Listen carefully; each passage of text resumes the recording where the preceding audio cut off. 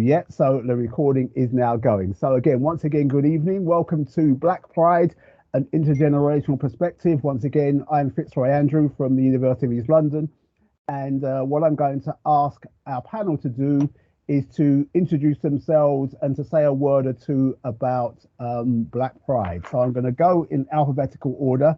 So Amar, I'm going to come to you first of all. Welcome and looking forward to your introducing yourself and what you have to say. Am I going first? I wasn't sure if you said Yes, I think, okay. yeah, Okay, yeah. So yeah, no, go ahead. yes, it's Amma. Emma, sorry. Hi, Right, yes, that's I'm okay, happy to be that's right. corrected on the front. Good evening, everyone, and thank you for inviting me to be part of this event. My name is Amma Afri Fuchi. I well, I actually wear two hats. I am the founder of the Inclusion Agilist, which is my own consultancy dealing with culture and inclusion.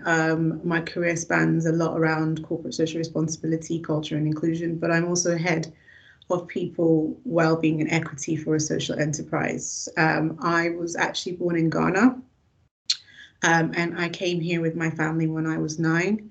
My family don't actually live in the UK anymore. They actually live in America, but we spend time between America and Ghana as well. So, what does Black Pride mean to me? I think it's an amalgamation of things and an amalgamation of who I am in terms of my identity, my heritage, and in my community. So for me, it's very much rooted in obviously where I was born, but as being part of a diaspora, it's wherever I am in this world that I represent the Black community at its full best. I think it's being unapologetic in who I am, being courageous enough to learn about not just me, but other cultures and other communities within what we would know as the global people of majority.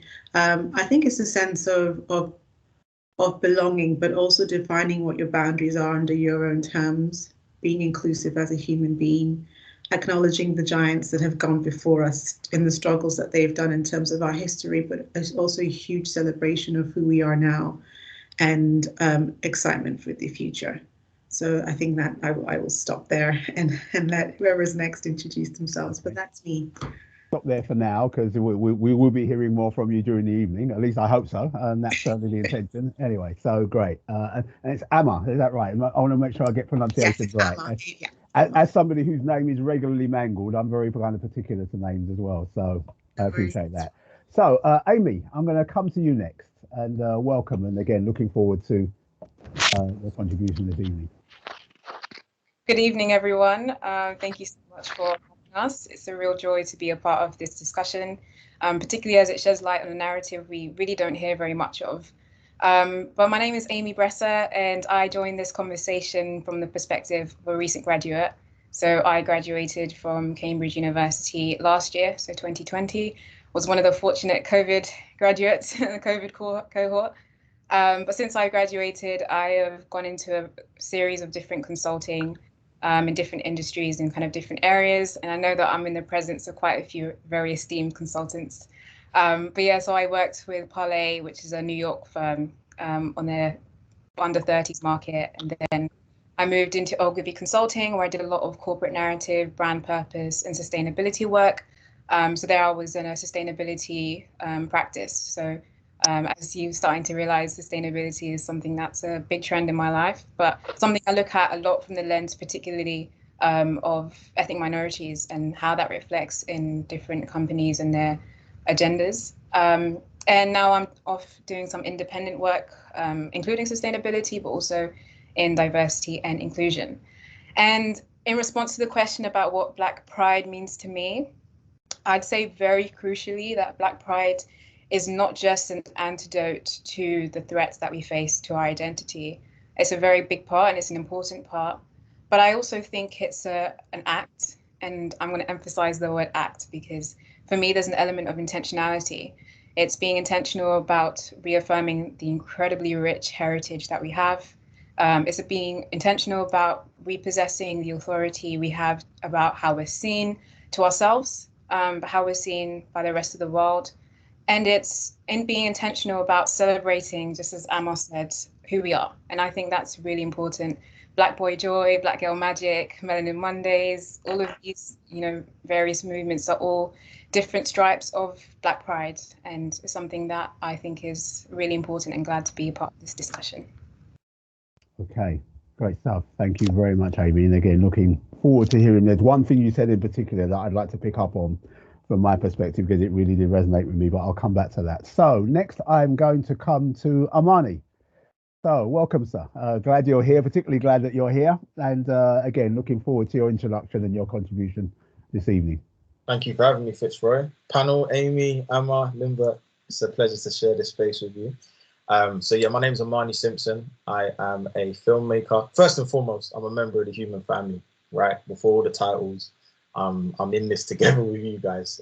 But in terms of professionally, I'm a filmmaker. I'm a CEO of an organization called Aviard, which is a youth organization. It's set up to empower young people through personal development, enrichment opportunities, and digital media. And also, I am a youth coach. So yeah, I love working with young people. That's my bag. That's what I wake up every day and will do for free, probably for the rest of my life, even though, I'm blessed to be paid for it at the same time. My story has been a roller coaster. When I grew up in North London, and I grew up to two parents that loved me, and to a very strong Black family, or a family of African heritage, shall I say. And unfortunately, the school system didn't know how to handle a boy like me that had come from that background. And yeah, there was lots of different challenges and barriers that were put in place for myself. And I was bullied when I was in year 1. And then that kind of affected my behavior.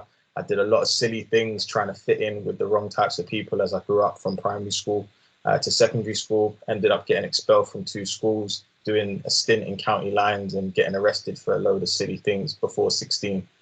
And that, you would imagine, is kind of like where your story would end. You kind of, turn around.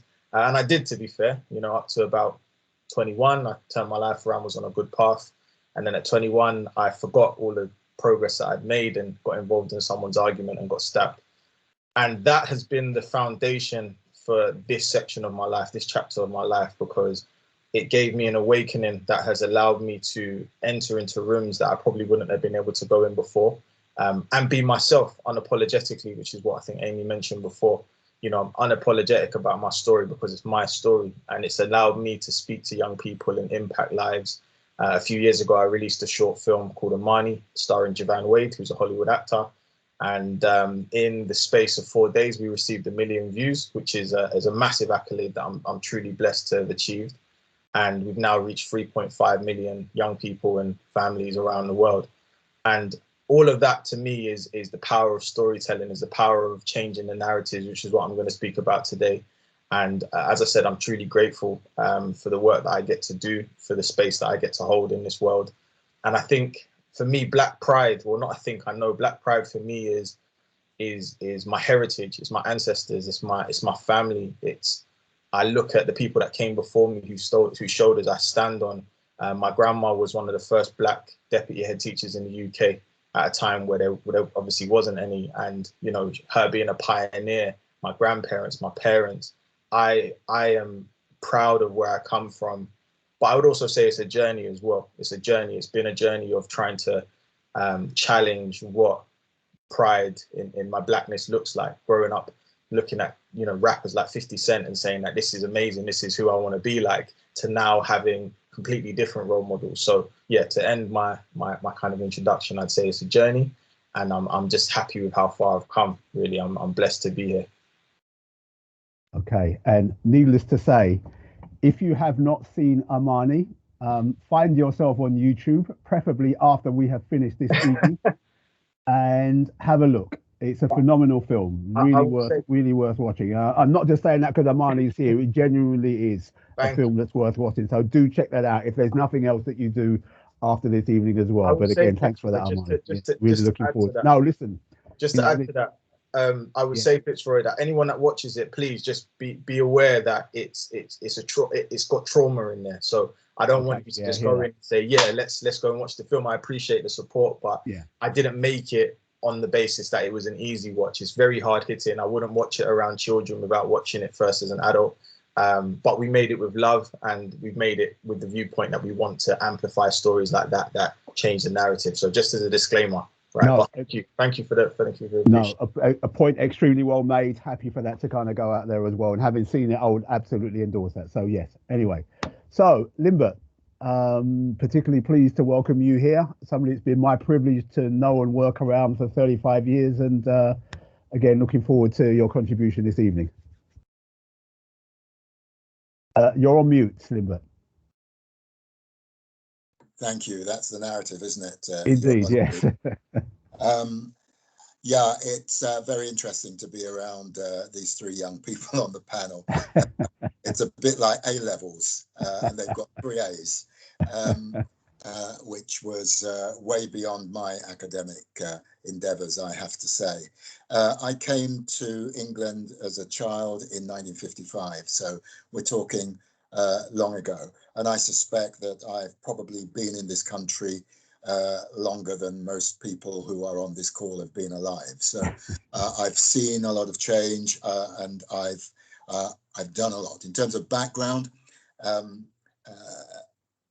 my background is community development. That's been my my professional training, and that's been the foundation, if you like, of what has formed my work since the 70s, which has included a lot of work around what were then called community relations councils way back when, as a kind of voluntary activity alongside my professional work, which was essentially, certainly for the first 15 years, as grassroots community worker in predominantly white majority ethnic communities around the country, London, Scarborough, and Manchester, and then met up with Fitzroy in the mid 80s. I was chief executive of an organization called Full Employ, and Fitzroy was the HR director, and that's when we first began our association and our relationship, which I have to say has survived the times since then. I've done a lot of things over the years. In 1990, I set up my own consultancy, focusing on issues around inclusion, diversity, and equality. And I guess today I would call myself an inclusive leadership practitioner. I co-founded the Windsor Fellowship. Fitzroy spent some time as chief executive of that, and I suppose 2 or 3 other very quick things. I've been an actor, television presenter, an athlete, and I guess if you live long enough, you can do a lot of stuff. In terms of Black Pride, I have a real sense of pride in who I am. When I hear Black Pride, I also think LGBTQI+, and for me, one of the challenges around the Black diaspora is all about recognizing not just issues around intergenerational issues, but also issues around sexuality, and coming to terms with that in a way that I think we've got a long way to go on that. So that's me.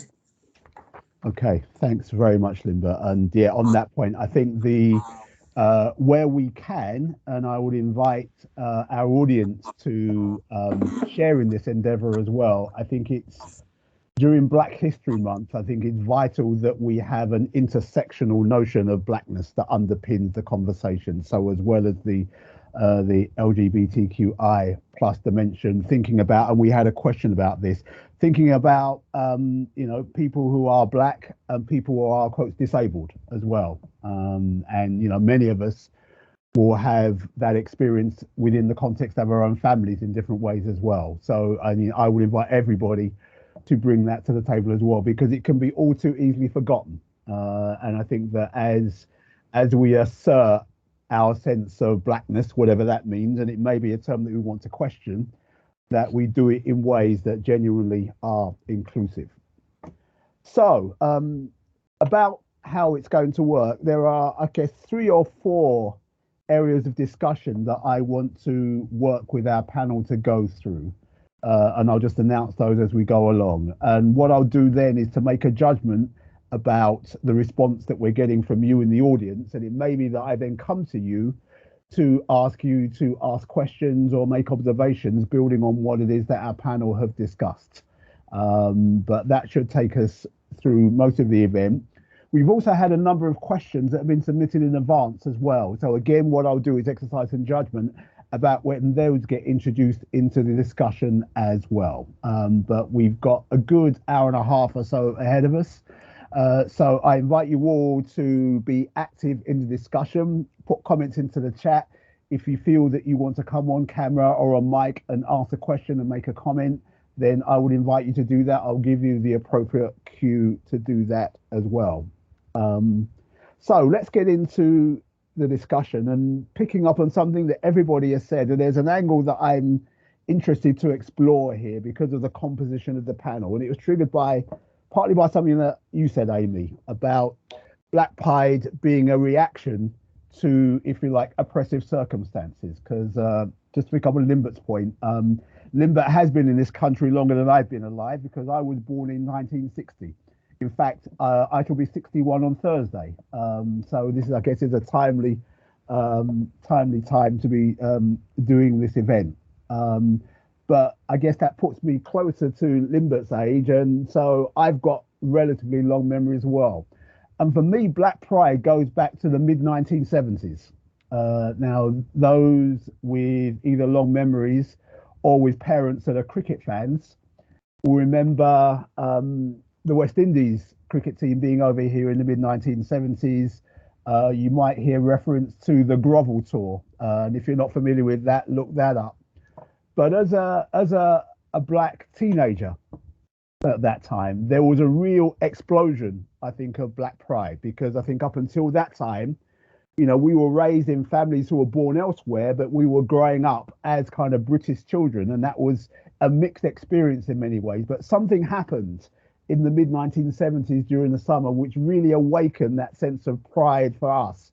And at one level, it was about kind of superficial expression around hairstyle, around music and so on. But that was really the time where the idea of Black Pride came alive for me. And to some extent, it was a reaction, as you said, Amy, to the oppressive circumstances. But the point I wanted to pick up was that there are two of you, Amar and Limbert. You were born elsewhere and then came here, albeit as children. I think I got that right, yes?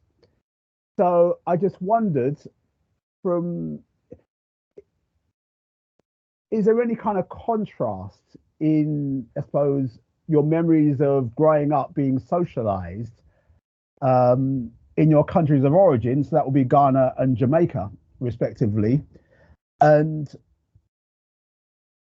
I suppose what differences do you encounter when you came here? Because it may well be that perhaps you didn't think of yourself as black before you came to the UK. That's certainly something that I've heard a number of people say who have been raised elsewhere. I don't know whether that makes sense as a proposition, and whether there's anything you want to say to that. Amar, perhaps if I come to you first of all. Yeah, no, it makes absolute sense. I mean, growing up in Ghana, well, I mean, we talk about minorities in the UK and in Western societies. Yeah. I was amongst other black people. Obviously, yeah. Yes, we did and we had, I guess, different communities from Southeast Asia and stuff like that, and Lebanese people, yeah. But the majority of us were black. So yeah. For me, I was raised in a family where my skin color was never questioned. And even though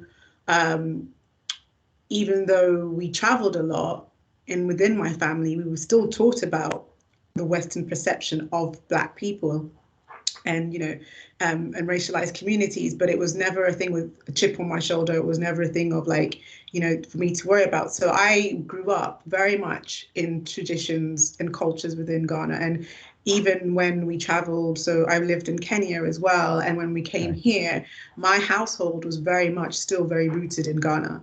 Okay. You know, my parents weren't neglectful, because my dad had traveled to the UK before we came, so his line of work did make him travel to foreign countries, where predominantly he was probably one of the very few black people. So he's experienced stuff himself, and right. He taught us and shared those experiences with us, but it was never in fear. It was always in never be ashamed of who you are or compromise who you are for somebody Yeah. else.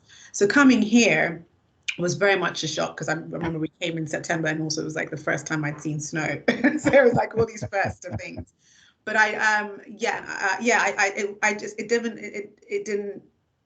did notice that there, you know, we were not the majority anymore, but you know, it was only until my first experience in school. And Amani, I think you mentioned you were bullied, but it was very much my first experience in school with one of my, I guess you'd call one of my white classmates, and she said something very derogatory to me, and then called me a pig, which I laughed and said, but you're more of the color of a pig than I am. And I was just saying that because I was just a young girl saying it. But what was really interesting was that I think those interactions and how I started to see things differently, even in the education system, the way we were taught in Ghana, we were taught much more in advanced. And I came here and then learned that they were learning their 12 times tables 10 times tables when I'd already done my 12 times tables sort of thing. And I remember I tried to dumb it down, and my mother told me off, and she said, never, ever compromise. And she reminded me, because I guess, let me wrap this up. But I think for me, yes, there were different experiences coming here at the age of 9 and going through the educational system and just interactions where I never had to face that in Ghana. Yeah. You know, so it was interesting. It was definitely an insight to being seen as different and as the minority. Yeah.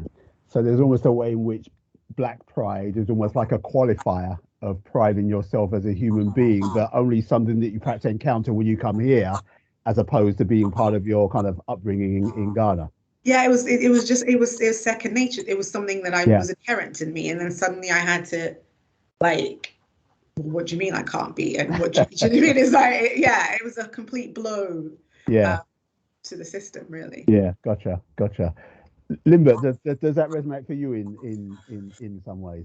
Yeah, it does in some ways. A couple of things that are very different, though, because I think that there's a crossover here around class as well, social class and wealth. So, you know, my background is very much working class. My parents had very little, borrowed money to come to this country. My father, you know, came first in order to find somewhere to live. Also, it was in the 50s, so we were talking about very, very few Black faces. So it wasn't just a case of noticing that I was no longer in the majority.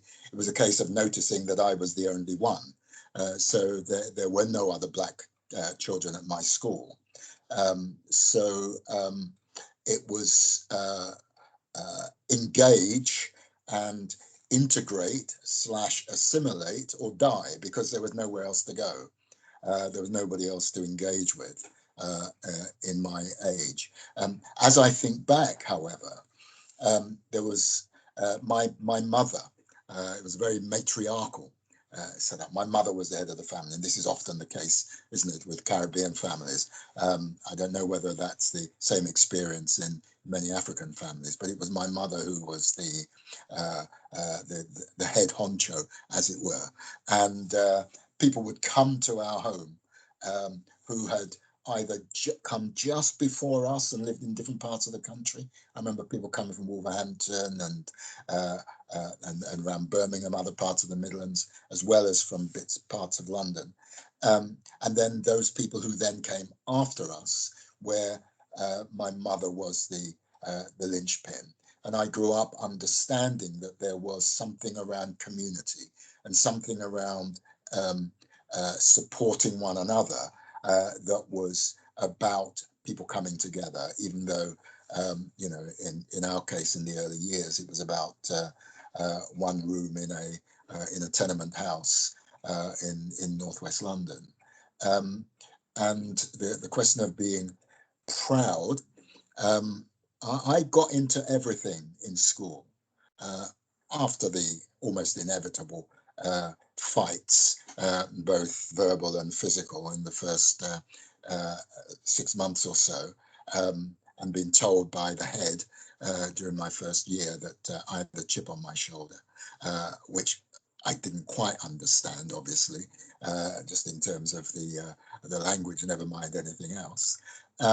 But at one level, I wasn't a threat because it was only me. So in terms of my peers, there wasn't. I get it. Whilst there were things that I found unhelpful and a bit offensive, much of it was out of curiosity rather than necessarily being antagonistic or fearful, because there was nothing to be fearful about as far as they were concerned, because there was just me. And so that experience, and I've spoken to a number of other people of my kind of generation, it's when you are just one, back in those times, the 50s and perhaps even the early 60s, it's a very different kind of experience, because you're not, I wasn't moving around in a gang because I was a gang of one, right? Yeah, gotcha. No, that's powerful. I get that. Okay, so Amani and Amy, and I'm kind of working on an assumption, which I'm happy to be challenged on. I suppose you're both born and socialized here. Is that right? Okay, so, and I suppose I wonder about the extent to which perhaps your upbringing encompassed going to countries of origin. Amani, in your case, I think that's Jamaica. Amy, in your case, that's Ghana. And whether there was, whether that influenced the sense of pride or black pride that you can remember growing up with as well. Perhaps, Amani, if I come to you first of all on that. Yeah, I guess I was thinking about it, and thank you both for sharing your perspective. I was thinking about it because I think for me, honestly, my mum and dad, when I was growing up, were, what's the word I'm looking for? Put it this way, they were part of a group called B-Link, which was like a kind of black networking event. And growing up to... That rings a bell. Yeah, it wouldn't even surprise me. Yeah, that rings a bell. Essentially, they were doing a lot of kind of very... I'm black and I'm proud events. I'm not sure if the right word is Afrocentric. That might not be the right word, so forgive me. But it was just very much like, we are proud of who we are, right? And I think that's where my name's from. So Amani means peace in Swahili. And my middle name, Masula, means freedom in Swahili. And so, although I'm from Jamaica, I have, you know, these kind of very like African names, right? Like East African names, essentially, right? And I guess growing up, going into school,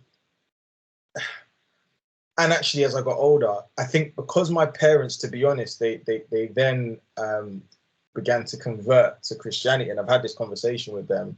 I think they kind of, for want of a better term, they watered it down. They watered down their black pride. Because I think, and I've had this conversation again, as I said, so I'm not saying anything that they're going to cuss me for after. Well, you have to be careful. We'll find out. Yeah, do you know what I mean? If I don't, it's long. But yeah, I think as soon as they started to get involved in the church, it was then about, you know, don't worry about your blackness as much, right? And I think this was more of their own kind of personal journey. But then I lost a lot of that, because I think if they continued teaching me a lot about my dad has got hundreds of books, of African history books, and I didn't open any of them. And so going into the school system, I guess that empowerment kind of stopped at a certain age, which is just part of growing up, right? It's, you know, these things happen sometimes. But I think if my parents had maybe doubled down again and said, well, you're not getting that in school, and this is who you are, this is why we called you Amani, etc., that probably would have given me a bit more of a backbone, I think, because the school system's never going to teach me the things that I can learn at home. And this is why one of my messages to parents now, when we talk about, I know it's one of your questions later about Black history in the curriculum. Yes, I completely advocate for that, but what are we doing at home? Right? Before a child leaves their house, they should know a lot about themselves and their history. I've had to go back later on and speak to my parents about it. So there definitely was an element of it. But as I said, as I got older, it wasn't reinforced. And actually, because of my behavior throughout school, that became the focus. And I think that element of pride and who you are and, you know, what we stand for as people of African descent, I had to discover that later on. I had to go back later on as an adult and say, I have an interest in this thing. and I want to discover it. Maybe not exclusively from my parents, but just from my own journey. So yeah, if that answers the question. That does. No, that's very powerful. And it triggers the question of what it is that led you back to do that kind of self-education as well, which I will come to. But I'm interested to hear from Amy before we perhaps go there as well, just on the discussion that we're having about how our upbringing gives us that sense of pride and whether being raised in different contexts might influence that as well. But Amy, over to you. Yeah, it was really enlightening to listen to Lindbergh. I am calling him because I think he's probably presents the most contrast to my experiences in the Black Pride context. And Amma and Amani, I think I'm probably a bit of a hybrid of the both of you combined. But Amani said something. He said that his parents said that I'm Black and I'm proud. And I think it's interesting to hear that, because being raised in a Ghanaian household, even though I was born here in London, I've always been here, that was never something I ever heard from my parents. There was never this concept of Blackness. And a lot of that came from the fact that they came to this country as fully grown adults. So in the same way that Amos said that there was never this idea of Black pride in Ghana because everyone's Black. So there wasn't really that kind of reckoning or that consciousness that's an extra element to who you are. So that was something that growing up from a Black British perspective, that was very much in contrast to my parents being first generation immigrants. But I think what's been really interesting to me is just looking at the way that Black Pride has evolved to become more inclusive and representative, even in my life. So if I think about where it was in primary school and where it is now, totally different, at least from my perspective. And I think one really important detail that I'd love to share with you all today is that when I was in primary school, at least, the kind of reigning and predominant idea of Black pride was largely imported from America. So anything to do with rap, hip hop, Hollywood, the kind of idea about, you should be proud of being Black because you're cool and all that, that was what was around in when I was growing up. And what's interesting, and the reason why I feel like that was never appropriate for us from the UK perspective, is because in America, Black is a race and an ethnicity, whereas for us here in the UK, that's not necessarily the case. And my impression is because we had people coming directly from countries in the Caribbean and Africa, we were tied slightly more tightly to those cultures there. And so I found that what was interesting as a child was seeing the divergence between Black pride and that becoming a bit more accepted, and like African pride for me as a Ghanaian. I remember so clearly being in primary school and my teacher asking all the kids what they had for dinner last night. And you have all the English kids talking about what they ate, and all the Greek kids talking about what they ate. And me, I had fufu last night, and just feeling so shy and apprehensive about, ew, you eat with your hands, all of this, nonsense that used to happen in ignorance. And it's really nice now that we're in the skip to 2021. Yeah. Where you have Afrobeats playing in H&M, you have, fufu trending in Instagram and lots of tutorials about how to make jollof, and, this growing acceptance that Black pride in the UK also means Ghanaian pride. It also means Jamaican pride, also means, Zambian pride. And that's all different layers of Black pride. So that's kind of a hybrid of my various influences and how I've understood Black pride, and also how it's been presented to me. Yeah, that's a great story. And again, had you grown up in Ghana, that idea of having to be almost like apologetic for eating fufu, I mean, that would just never have been a conversation. It would have been more unusual had you been eating something else. I would imagine you'd be having fish and chips. Yeah. People would be saying, "Look, what's that? Where'd that come from?" Yeah. Okay, Amma, you had your hand up, and then I want to come to somebody in the audience who put their hand up as well. Yeah, I just wanted to make a really quick something you said, Amy, about immigrants and your parents coming here. And I think that also plays a part in my identity, because work brought my family to London and work took my family elsewhere. So for me, it was never like, for my family, it wasn't, for betterment or whatever. It was part of my dad's job that brought us here. So for me, and the reason why I'm saying that is I do think that applies a different lens also to the definition of Black pride and just how you live. Because for me, it wasn't my parents were immigrants that came here. Work brought my parents here. Work took them somewhere else. And actually, this isn't home. Even though I've grown up here, it's been one of my many homes, but not the home, if that makes sense. So again, for me, that has played out in how I see myself, how I interact with people, and also how we were taught. Because wherever we were, as I said, I mentioned my family lived in America. Our home was always African first. Right. So I used to remember Mum used to tell me, she says, I don't care how you integrate or whatever you do outside, but know who you are first. And in this house, this is this is the culture, this is your understanding. So whilst my parents were very much adaptable and flexible in terms of knowing that they had to integrate in other cultures, they never once made that substitute for who we are. So I think that also plays a different part in terms of the perception and the journey. So I just wanted to add to that because that really did ring a bell. No, that's a great observation. Yeah, that idea of where home is and the sense of pride that we derive from what I've recognized from some writings as home place. That's a phrase that gets used. No, that is so true. Okay, I'm going to go to our audience because let me just quickly get up. And who is it that had their hand up? Estefanos. Yes, sir. You've got your hand up. I don't know whether you want to come on mic and on camera, but welcome to the conversation. And hi, I just want to like relate to what Amy said. It's just that it feels like where I came from Eritrea, where I came here when I was like 16, 17. From where I came from, like the diversity there is always there. Like you don't have to worry about your skin color or anything. So when I came here, it's like being black felt like a liability, if it makes sense. Interesting. Like, yeah.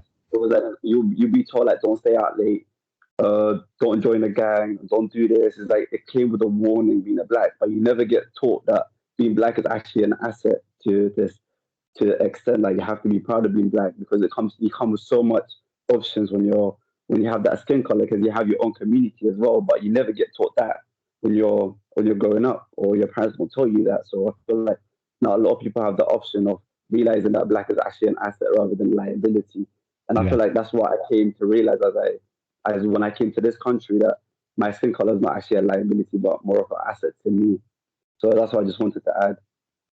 No, that's a point very well made. Thanks very much. Limbert, you've got your hand up, so I'll come to you now.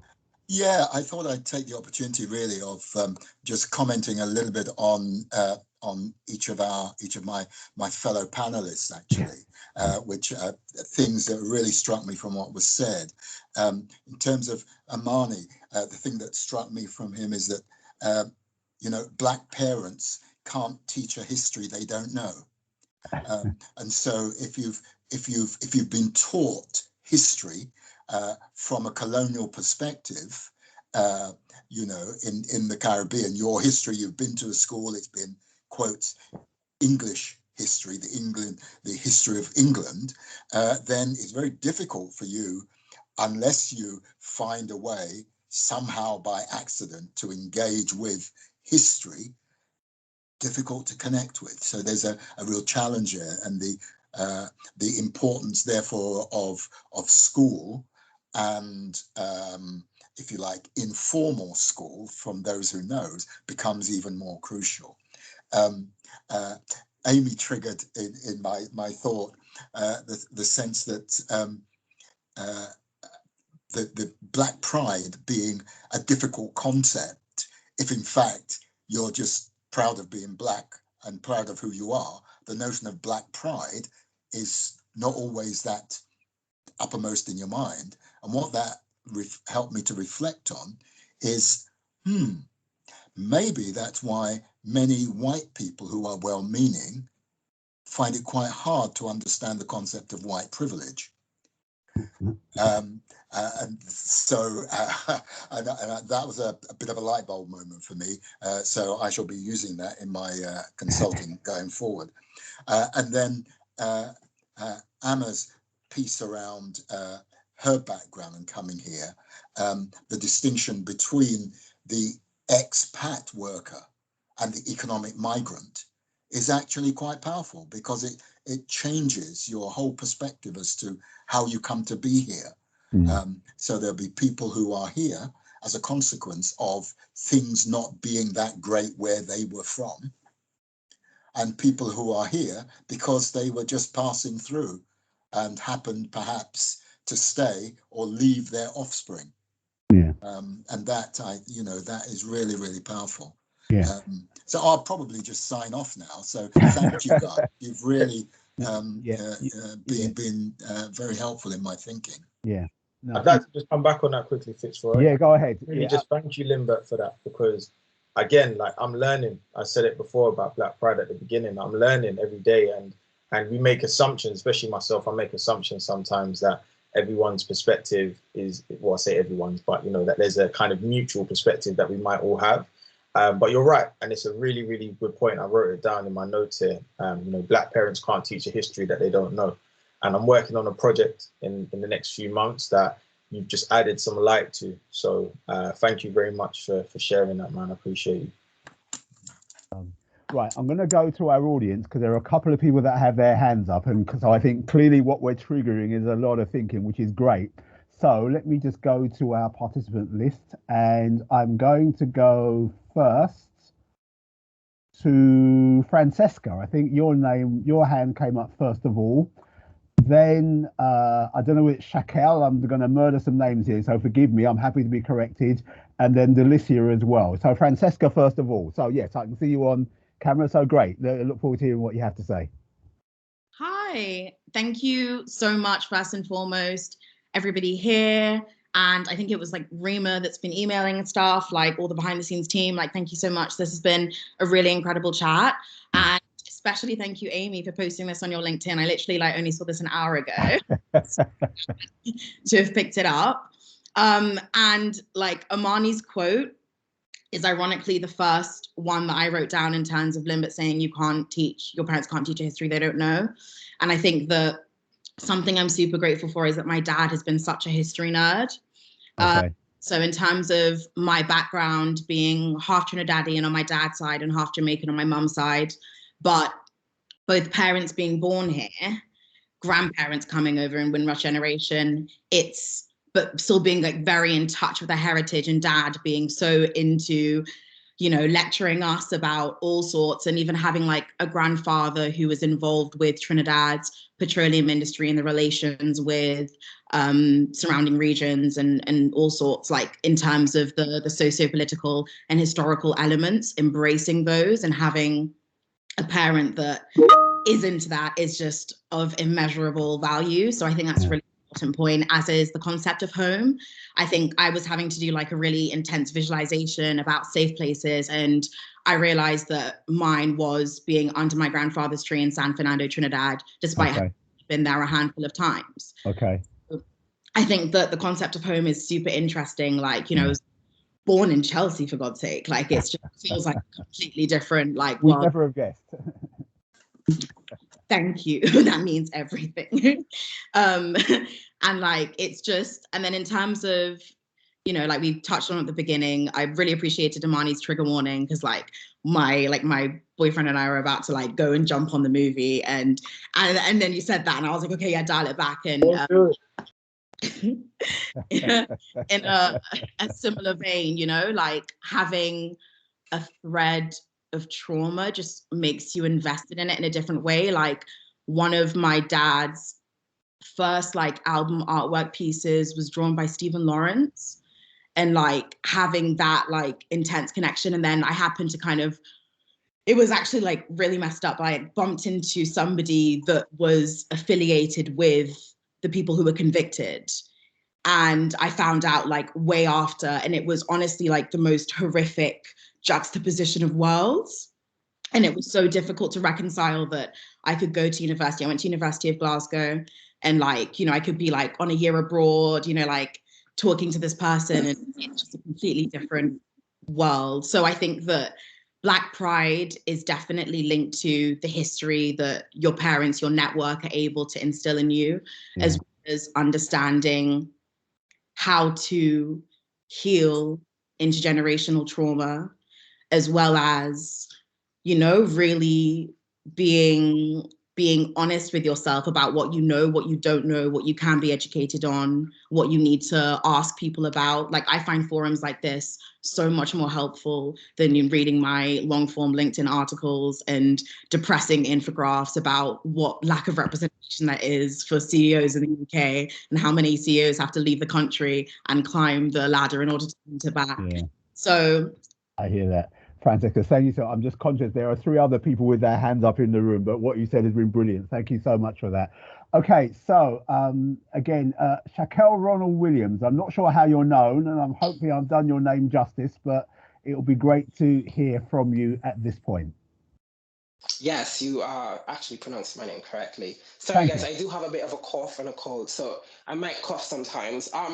I think I just want to touch on the curriculum bit of stuff. I think it's really important for Black history to be taught in, schools in the UK and what so. I think coming from Trinidad and Tobago, being born and raised there, and coming here, I think the difference between Black Pride in Trinidad and Black Pride in the UK, it's totally different. Like now, even listening to this conversation, I feel like it's really a different conversation compared to what I would have in Trinidad with regards to Black Pride. I feel like Black history in the curriculum would not just be good for the UK, but Black kids in the UK. I kind of feel like when you come from the Caribbean and you come to the UK, you sort of have to fit in with the crowd, which is the Black crowd. But then you get here and you feel that sort of segregation.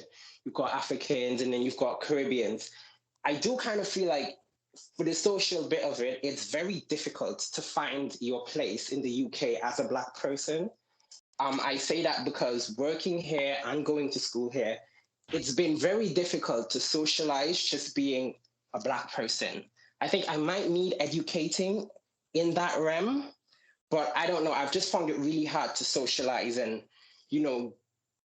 meet other Black people that understand the experience of an Afro-Caribbean person. So as I said, I might need educating because I've not been here long enough. Yeah. But it's definitely been a very weird space for me being a Black person in the UK. That's basically it for me. Yeah, gotcha. No, I hear that. Yeah, you're, and I think that relates to an earlier point about how you're socialized, and then what that means coming here, and there's almost like a very distinctive form of Blackness that manifests itself in the UK, which is very different from how it manifests itself elsewhere in the world, to the point where it's maybe not called Blackness elsewhere in the world for all sorts of reasons. Great, thank you so much. Delicia, I'm going to come to you and then Francis, and then I'm going to come back to the panel and just nudge the conversation on a little bit. So Delicia, again, hopefully I've done your name justice.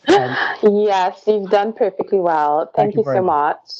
I'm so glad I'm going after Shaquelle because he has really echoed quite a lot of my sentiments, being Trinidadian by birth and upbringing. Okay, how come we've got so many Trinis in here right now? What's going on? We spread the word. Okay, that's all good. That's all good.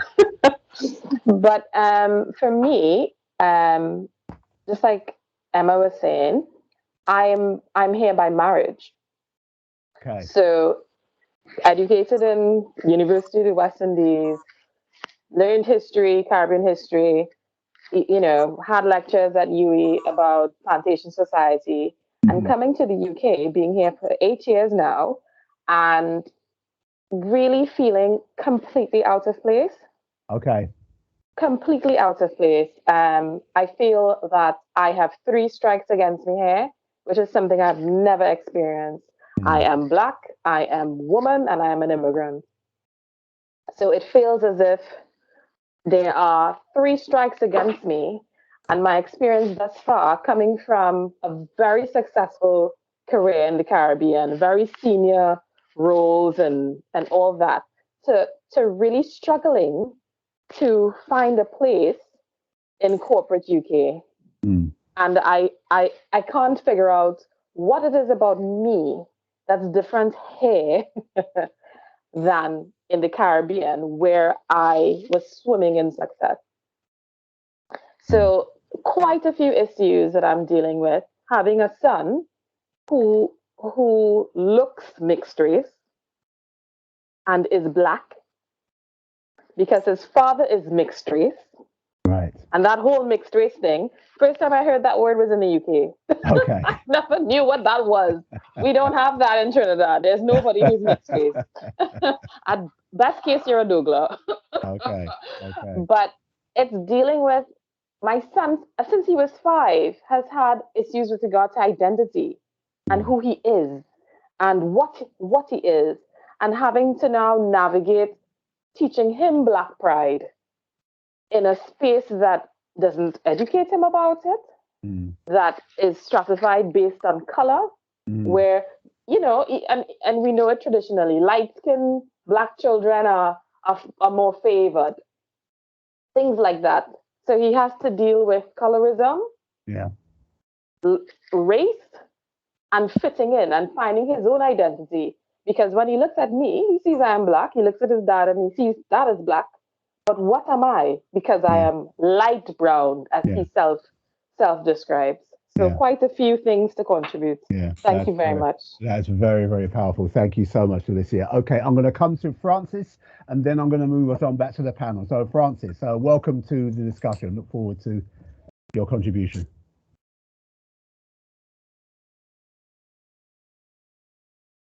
Well, thank you, Fraser. Is it Matt Francis you're talking about or someone else? No, it's you.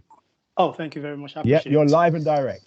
Oh, thank you. My view is going to be very different now because I'm Francis Adefowope. Okay. I'm from Nigeria. I was born in Lagos, Nigeria. Nigeria is my home, and I'm going to be different in terms of my argument about who this is. This. As long as the African people, African head of government, the case study, for example, Nigerian government and its environs, the African West African country, as long as we treat ourselves inhuman badly, we're going to be sit down here. We're going to be come back here, sit down on this table, we discuss about fair treatment, unfair treatment to the Black people.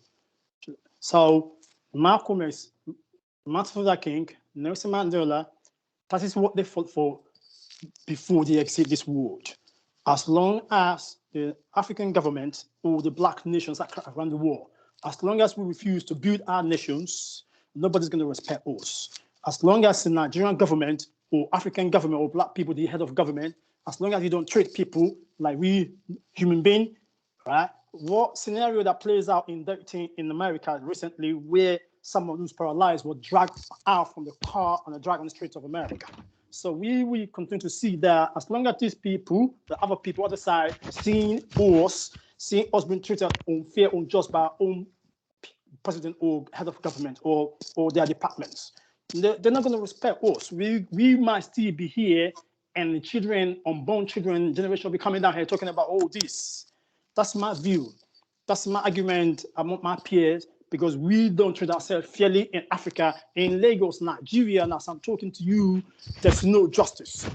There's all sorts of indiscrimination, that's an imbalance, that's inequity and injustice around the government to people, all sort of vices that we'll be witnessing in Nigeria. So that is my view on today's panel, please. Right. Right. Thanks very much for your contribution. I suspect, in fact, I know for certain there will be people in the audience who may well have a view on what you said, and we might well return to that at some stage. So I'm going to come back, if I may, to our panel as well, because I just want to see if I can just nudge the conversation on a little bit. And Amma, you've got your hand up, so I don't know whether there was a particular point that you wanted to move us on to. I wonder whether it's around the intergenerational trauma point that was made. I don't know whether that It was a mixture of that, but also a mixture around the sense of belonging that has been coming out here and coming out in terms of some of the conversation. So I'll just be really quick so that we can move on with the conversation. I feel like, so the social enterprise that I work for, look, our mission is to change mental health in terms of the nation and how people view that. And I think there is something very critical in understanding the journey around generational trauma and how that continuously impacts generations to come, and trying to find that healing, as Francesca said, is very important. But understanding what that trauma is and how the cycle just keeps reenacting itself is very critical to that healing and our learning around what mental health and trauma actually look like in our communities. And I think on the point, and I'll be really quick, on the point on where to fit in, I can't speak for every Obviously, I can't speak for the West Indian diaspora or any diaspora. I can only speak from my own diaspora, but also understanding some others. And one of the things that I have found being in a family that travels around a lot is that the connection to the diaspora was very much important to that sense of belonging. Right. So, Ghanaians connecting, Nigerians connecting, there was always wherever, even here and also I'm also quoting places that I've been to, I've got relatives in Germany, the diaspora is very much coming to your point, Lynn, but about community.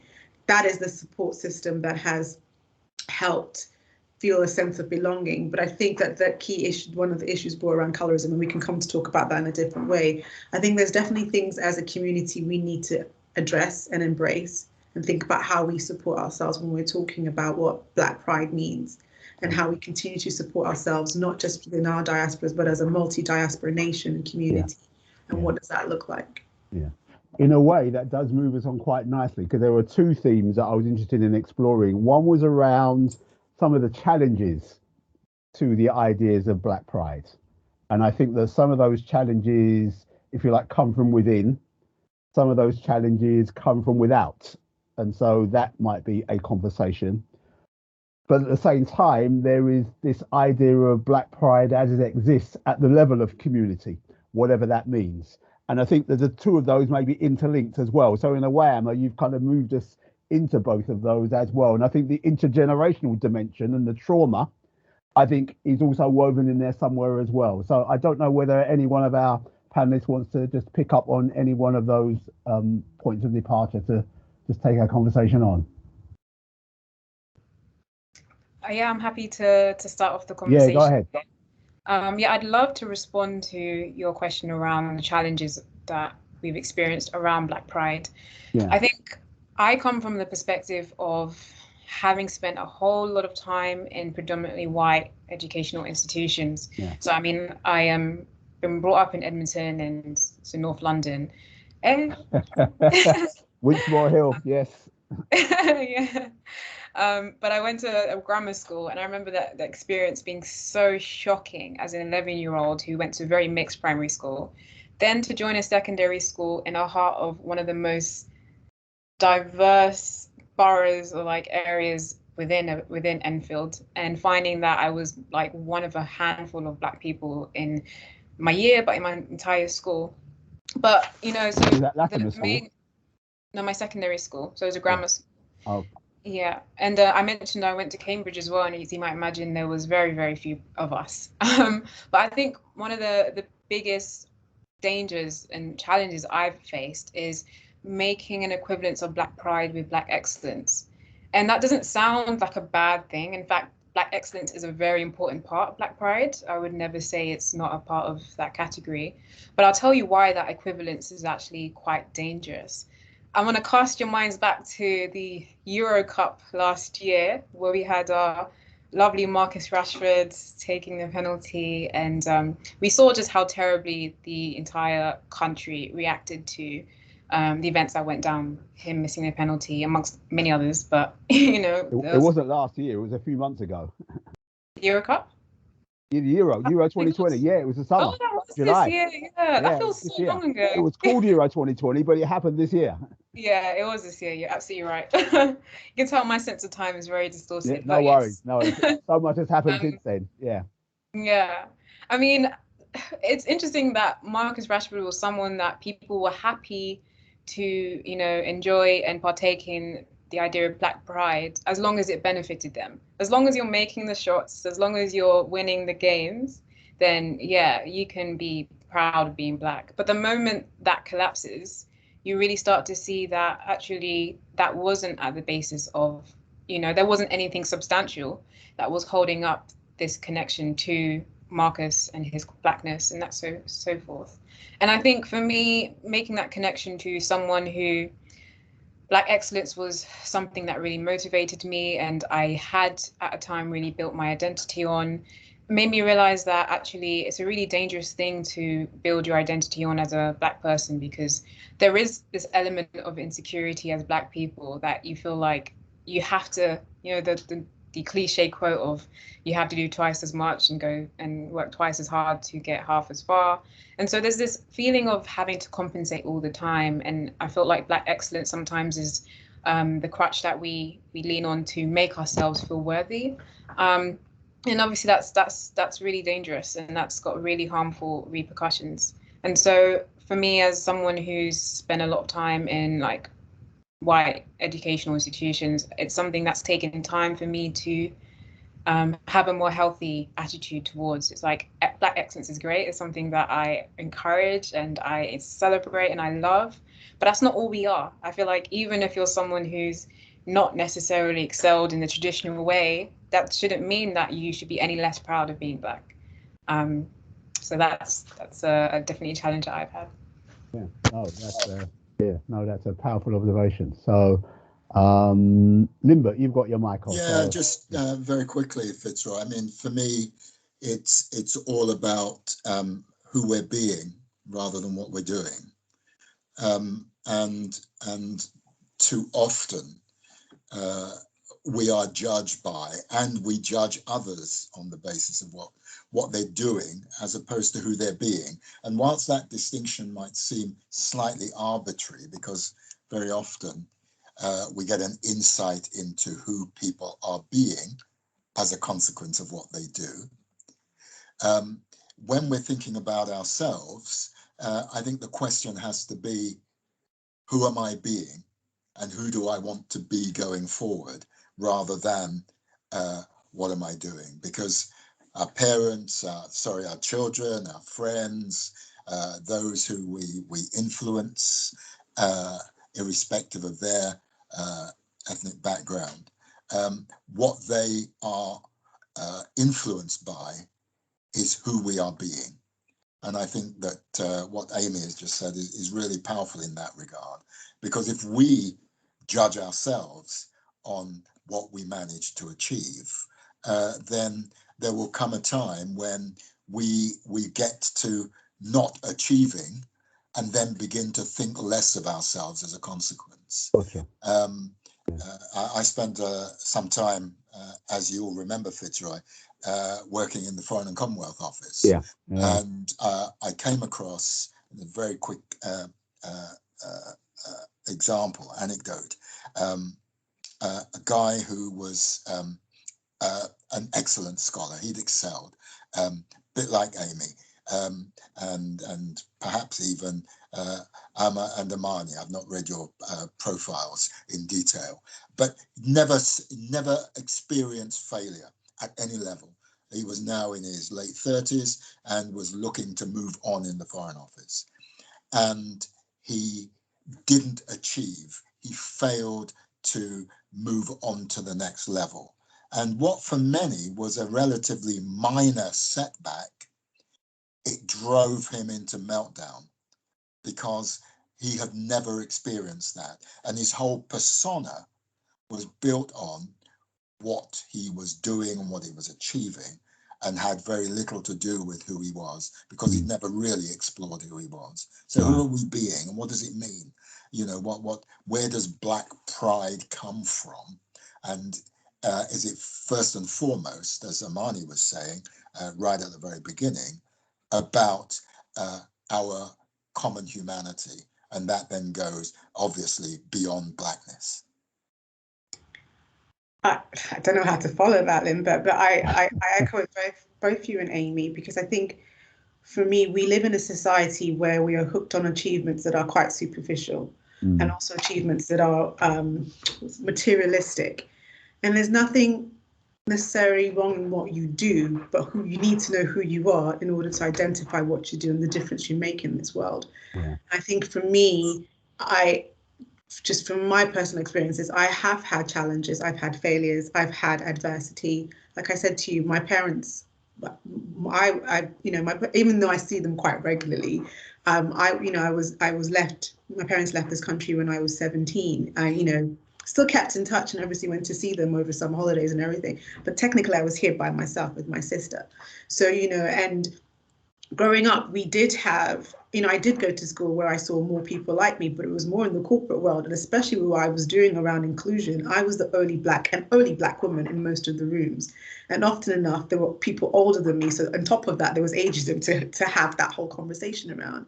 And I do think there comes a time where you just have to strip everything back and strip everything and just ask yourself, who am I and what do I want to, what am I doing, and actually, what is the legacy you want to leave for, whether it's your children, whoever. And it's not necessarily a legacy that has to be so great in the sense of, you have to do something, and if you're not in the news about it, or if nobody knows about it, it doesn't mean you're not making a difference.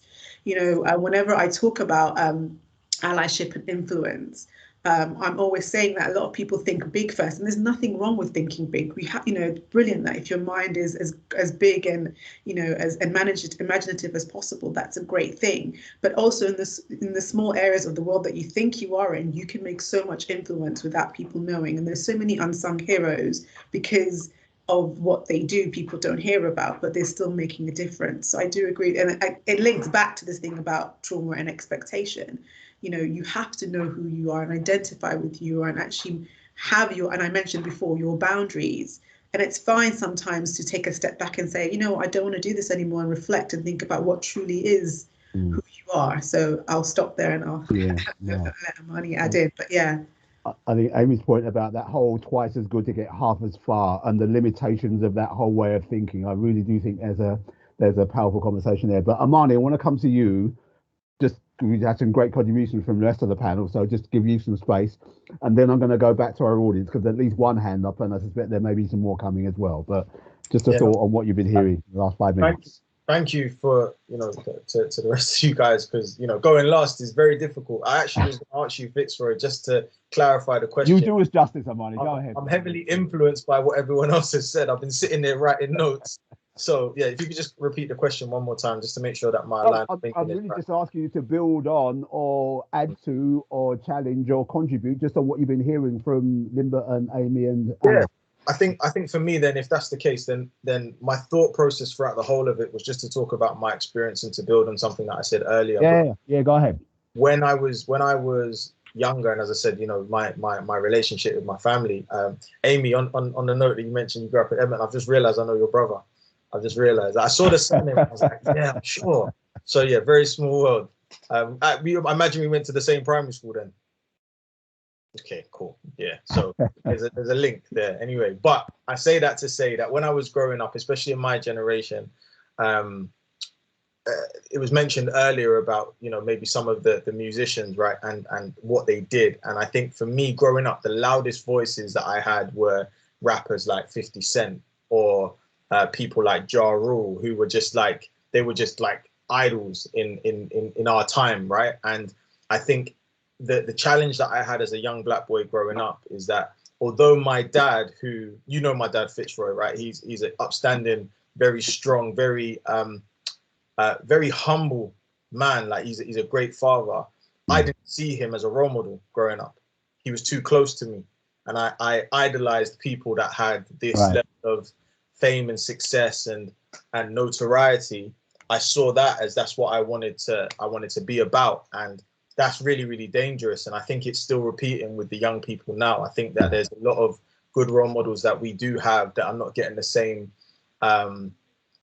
celebration, accolades, respect, support as maybe some of the people that are able to just send out a tweet and in the space of a year or whatever are building up millions of followers, right, and have influence over this generation.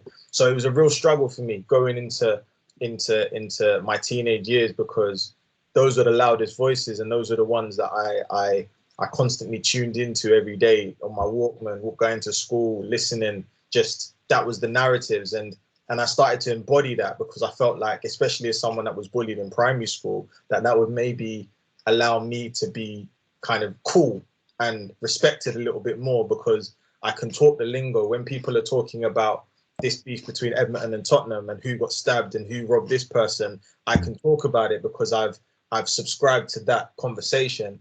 And where my dad and my mum, you know, none of my family are from that environment. They tried it. My dad grew up in White City Estate and did absolutely everything that he could do to move us to Winchmore Hill, work for Alan Sugar, to get us out of all of these different environments, for his son essentially to be kind of influenced and go straight back to it. And it's only by the grace of God that I've been able to, you know, make sure that I've broken that potentially generational curse, essentially. So yeah, as I reflect, I definitely think the next generation, we've definitely got a big task on our hands. I'll be honest with you, because if it was bad in my generation, where we first started to get the internet and things were starting to get, you know, really kind of, these narratives were really starting to, you know, kind of become the kind of leading narratives for our community. Unfortunately, this generation, it's like anything. I'm on Instagram, you know, most of the time,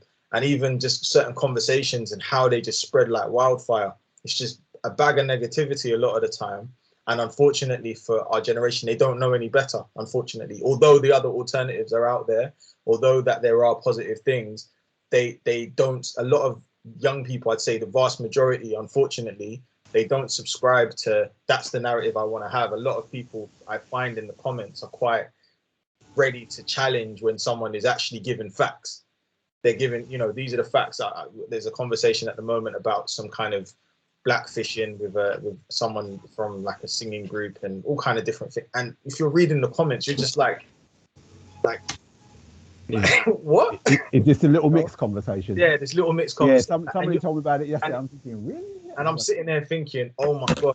Like, and I get it, because when you grow up and for various different, I think even someone said something earlier, and I'll land on this. Someone mentioned, or someone in the panel mentioned about the conversation about us learning about Black history within schools. I guess my challenge of that is, do we want to learn about Black history from white teachers? You know, and I think, yes, there needs to be a conversation, but we also need to have a conversation about recruiting more teachers that can have, you know, an authentic perspective as well, whether that's within the classroom, whether that's in supplementary schools. I just think that there needs to be a community effort, similar to what one of the guys that came up earlier mentioned. There needs to be a community effort in terms of what we, I guess, kind of subscribe to and endorse, and what we do as a community. I think that needs to be an exercise as well. But that's the age-old question. I'm sure, Limbert, from back in, you know, as they say, back in your day, right? They probably been having these conversations. So I don't know, but it does really bother me now that, you know, as I'm starting to think about being a father, what is this world going to look like for my children? And I do think that we've come far in certain industries and certain perspectives, but I think that there's a lot of things that are just gaining a lot of speed, and it's very much, sometimes I feel like it's kind of out of our, I don't want to be pessimistic, but it's sometimes really difficult to see that we'll be able to change that with the kind of onslaught of narratives that are coming in our direction. So yeah, that's kind of what was given to, that's what came to me as I was listening to what everybody said. No, that's great. Taking up on a certain tangent, but I hope I've added value to the conversation. Amani, I can tell you, as a young boy growing up in East London, if you were out on road, as they say these days, so I'm told by my daughters, and you were up to mischief, an elder would bring you up. Yeah. They didn't have to be family. They probably, chances are they knew your family. In my case, they probably knew my mum, because I mean, there were 8 of us growing up. There's a very strong family stamp. You see my family, it's immediately obvious who our family are, because there's a very strong resemblance. And so we were known. And so elders would bring us up because they saw that as their job. You don't need me to tell you, if you tried that with a youth right now on the street, what might happen? So that's a measure of how we've moved in my lifetime. I can remember, that's not even 50 years. Yeah. And I think there's a huge conversation about what's happened. And I suspect that, as you say, social media is part of it. I don't think that's the whole of it. There is something else about the dynamics within relationships at the level of community, which has enabled what we are seeing now in some respects to surface. Yeah. So I'm going to hold that thought. I'm just going to go very quickly back to our audience, because Bugay, I know you've had your hand up for a while. I don't know whether what you want to say is directly related to what we've just been talking about or something else. But again, be great to hear from you at this time. Okay, I'm going to try and put on my camera because I haven't got Wi-Fi, so I'm using my telephone, so I don't know what is going to come across as. But thank you so much for fantastic conversation. But you know me, Fitzroy, it would be remiss of me not to respond to Mr. Adefope. I don't know if I've said your name properly. I did have a feeling that was coming, so yeah, go ahead. No, because I suspect, I mean, I don't know him, so I just want to say what I think. Because I'm a reader, I love history, despite the fact that my background is science. And I want to say that Nigeria is just 61 years old. I'm speaking as a Nigerian woman who grew up in Nigeria at a time when Nigeria was actually quite affluent, very oil rich.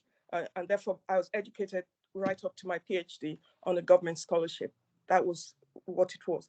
But Nigeria is only 61 years old. So it's early days. And despite the history of enslavement, colonization, extractivism, and continued neo-colonization, we have to realize that we had a majestic history in Africa. And I'm saying this to all the Caribbeans, we are all the same. Majestic history of Africa 500 years ago, before the Western Europeans found a way to take power from us.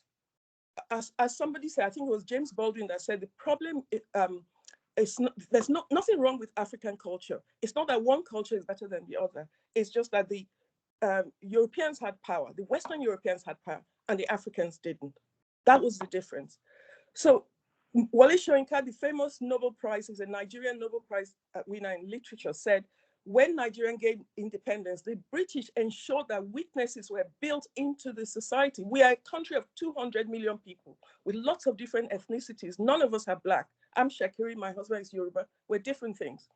So there's continued exploitation. And because I'm curious, I decided to say, okay, let me go and find out about England, because I watched a film by this famous filmmaker called Raoul Peck. He's from Haiti. And it was, it was something to do with Karl Marx. And Karl Marx had written this Communist Manifesto because of poverty in England in the 19th century. So I went back and read some articles on 19th century England. There was poverty, there was suffering.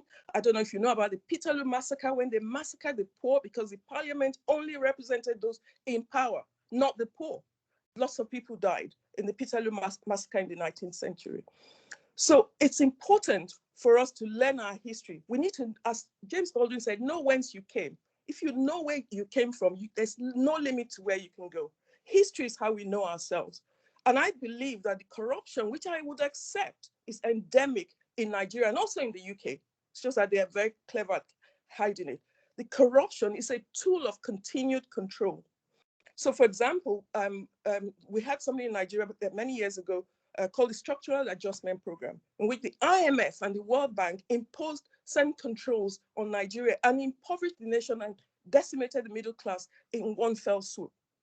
So I would recommend to you, Mr. Adefope, to read books like True Confessions of an Economic Hitman, or Naomi Klein's Shock Doctrine, or John Pilger's The True Rulers of the World. Go see what they did to Indonesia. It's not just us.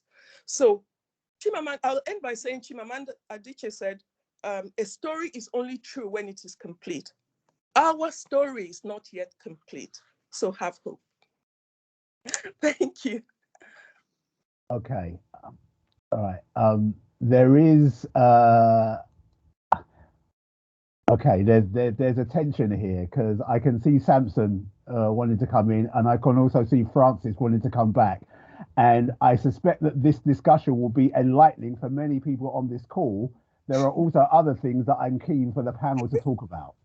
So I'm going to allow a little bit of latitude. So Samson, I don't know whether what you want to say is just on what Bourget has said. I should point out to the uninitiated that Bourget is my boss and Samson is my colleague in the Office for Institutional Equity. So that gives you a sense of who we are. But Samson, I'm gonna give you the floor for a minute or two just to make a contribution. Thanks, Fitzroy. No, I wasn't gonna talk about the Nigerian issue. I leave Bourget to. Okay. Very big thanks to everyone on the panel. Apologies, I can't put my video on because my that's all right. littlest one just jumped in my arms, so I'm having to babysit at the same time. Do this. What I wanted to sort of mention was to it will be a question sort of at the end, but I want to bring a number of thoughts together, an amalgamation of points that I've heard from both people in the audience and from our panelists as well. There is a question that was dropped. Apologies for that. Sorry. There was a question that was dropped by Pamela Jordan earlier on, where she asked, "What is the difference between Black pride and being proud to be Black?" Okay, and I did see that. She followed that up by saying, "Can you be proud to be Black but not have Black pride?" And I want to attempt to answer that, but then I would also pose that as a question to the panelists to probably touch on if time permits. But in my attempt to answer that, I want to sort of just bring together all the thoughts that I've been hearing. And, Amy, you made a very, very fantastic point about the lack of self-identity, or the focus on that superficial definition of what our identity should be, is sort of the root cause of majority of our problem. And so, will I be right in defining Black pride as that aesthetic identity that we haven't created, but the powers that be have created for us? Like Amani was mentioned earlier on, growing up, the role models or the people that he was looking up to were people that, again, the powers that be, in air quotes, created. They made these people. They pulled them up and put them in front of us and said to us, "These are your saviors. These are the people that you should look up to." It wasn't that we were lacking role models in our homes, but they painted the picture for us that, the role models that you have at home are not enjoying the kind of success that you should be aspiring to. Here are the kind of people that you should look up to. And they sort of formed what Black pride should look like for us. Of course, that did not bamboozle every single Black person, because some know what their identity is. And that is the point I'm trying to bring out. We need to self-create what our identity is. And this is where I strongly agree with Mr. Spencer Limbert. When he said, if you know what your identity is, if you are conscious of who you are, then it won't work on you when someone comes and tries to paint for you what your identity should be. So I think, one, I want us to, I don't want to be the final say on that. I want to leave, apologies. I want the panelists, to talk about the, what being proud to be Black is. I think there's a difference between Black pride and being proud to be Black. I think Amma made very good mention about that, and how it was instilled in, her family, when her mom always reminded them that first of all, you are Ghanaian, you are who you are, not necessarily you are Black, but you are a Ghanaian. I don't know what tribe you're from, because if it was in Nigeria, they won't just say you're Nigerian, they'll tell you you're a Yoruba man, or you're an Igbo. We don't see ourselves as Black or racial whatever in like Shaquille is left now. He mentioned, back in Trinidad, and I think Delicia mentioned the same thing. We didn't see ourselves as Black in these places where we've come from. We knew what our identity was. But again, just to sort of buttress the point, borrow the point that Bukewa was mentioning earlier on, in order to continue that trend of oppression, they attempted to paint what we should be and what we should aspire to be. And I think that most of the time has decided or formed what Black pride is, or changed the narrative on what Black pride is. But instead, should our focus not be on being proud to be Black rather than Black pride? So I hope I've managed to summarize what my question is, and then I've not rambled on for too long, but yeah. No, thank you very much. I've got that. I'm definitely going to put that question to the panel in due course. I'm just going to do two things. One is change my camera battery.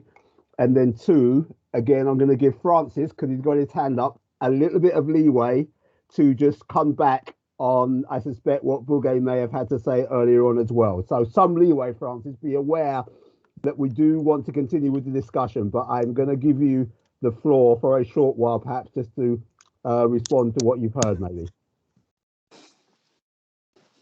Yeah, thank you very much. First of all, with all due respect, I wasn't talking about Nigeria per se, because we're not here to discuss about Nigeria. I would just laying a premise on the foundation of how we ought to have been treated far away from African land. That if we've been treated rightful in our own land, there's no reason for someone else to be treating us wherever we find ourselves. Let me quickly respond to Ms. Bugewa. What I know is that if she's saying Nigeria is 61 years of age, so what about Dubai, United Arab Emirates? So how old is that country when they turn the country around with the same resources that Nigerians live on, oil down there in UAE? So we don't want to live on excuses. We might be here for the next 3,000 years giving excuses about people with the cause of our own situation. We should try to take responsibility. Yes, successive government in Nigeria failed.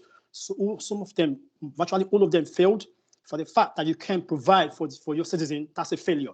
There is not where you can compare what we enjoy here as a Black people than what we got back home, right? So if you are holding a brief for a failed state or failed government, so definitely these people we're talking about, the other people will not give us any respect. If you have got resources, that's the amount of a lot of resources, natural and human, and we cannot manage it properly, and we keep giving excuses of IMF.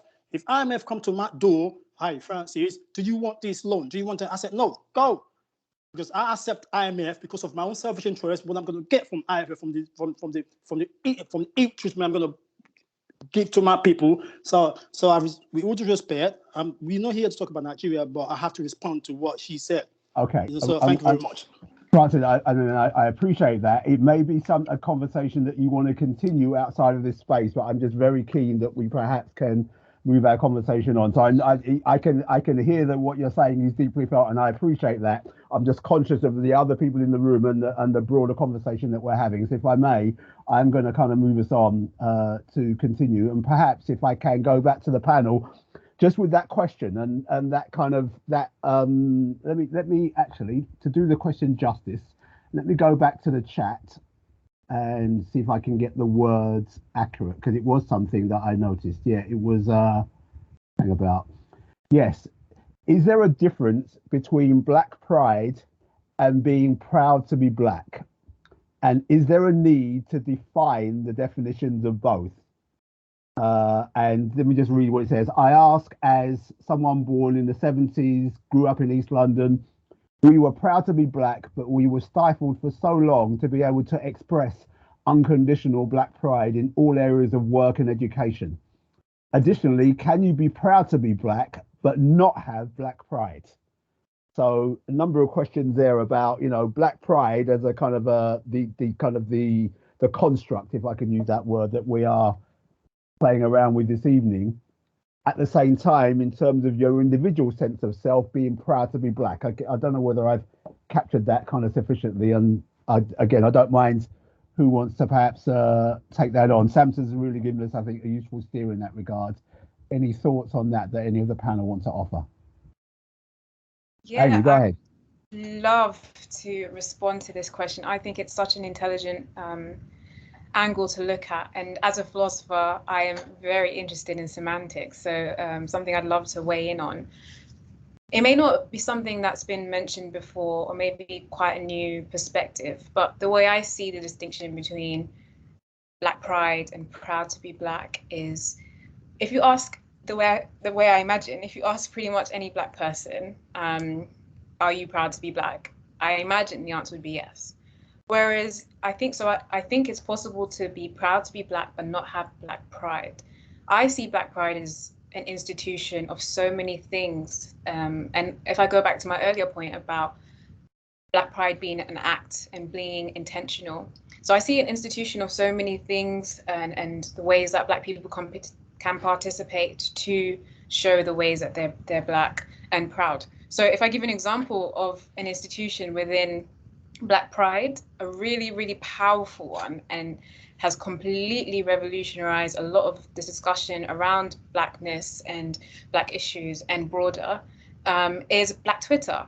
And I, as a Gen Z, I'm so amazed by the power that Black Twitter has. If those of you don't know what Black Twitter is, it is quite literally what it says on the label, but it's more than just Black people on Twitter. It's used to describe a community that is tied and connected together through culture, through similar issues. So as you might know, Black Lives Matter was really pushed and mobilized through Black Twitter. Various other movements, Me Too, started by a Black woman. I think her name was like Tarana Burke or something like that.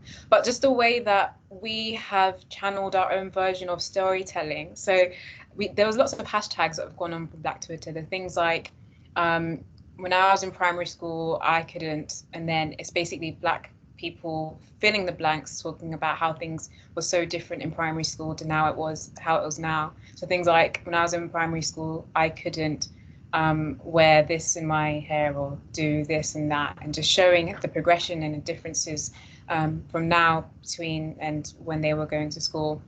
And so the way I see it is, we have this institution that incorporates so many different elements and so many different ways to participate in showing up as being Black and challenging some of these threats to identity, to engaging in conversations around some of these issues that we as Black people face, but also how we invite white people and non-Black people to also get involved and to want to make a difference. So I hope that's summarized my viewpoint on it. I'm so fascinated to hear what other people have to say, but I do think there is a big difference, particularly if you ask what I imagine the older generation. And I just want to quickly shout out Melanie Williams. I think she's on this chat because we had a conversation about that, particularly looking at older generation from the Caribbean background and their attitude towards Blackness, and that fact that usually it's something that's not in their immediate consciousness because of the reasons mentioned. But yeah, I'll close there. Okay.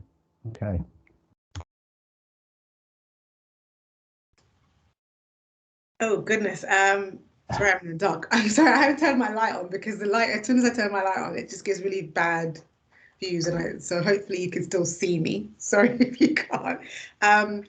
Yeah, I think I do think they are different. I do agree with Amy in the sense of like when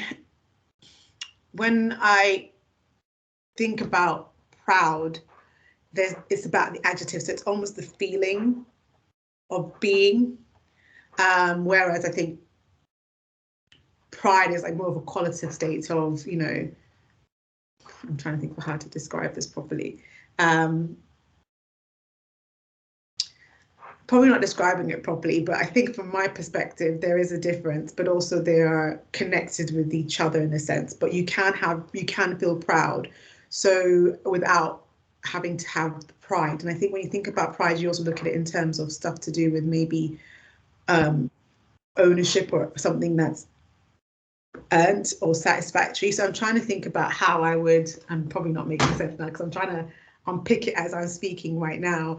But I think with regards to what Amy said, I do think that, the sense of being proud is around that gratification in a sense, and feeling honored of who you are within your identity. And pride is actually is this, yes, the action, the narrative or whatever, I don't want to say the trend or the moment is for being Black. So, I think the proudness comes within connection. So Samson, to answer your question, when I said Ghanaian, my parents are from two different tribes. So again, two tribes that actually don't get married. So my mom's Ewe and my dad is from the Ashanti region. So, within my own natural state of my family, for them it was, being a family was very much more important, and learning both tribes as who we are as our identity. So I think I'm not doing this justice, but I think for me, I think being proud is about the character, it's about the definition, it's the elevation of your identity and who you are, and not necessarily always going by the trend and what that trend might be according to the state of the century, or or whatever people feel is in the moment to want to celebrate. So I do think there's a distinction of the two, and I'm not sure if I've made any sense in what I'm describing, but I hope you understand to some extent what I was getting I think at. you're making a lot of sense, and I think we are giving voice to something that is innately complex. So I'm not sure that we should necessarily be reducing what it is that we are saying, and my guess is that it's resonating with the audience out there as well. So no, I appreciate that. Limber, I don't know, as ever, be interested in what your take on this might be. Well, my goodness, I like Amy, I can be quite pedantic about semantics, but I have no idea how I would define either of those two concepts in a way that would make sense to myself, never mind anybody else.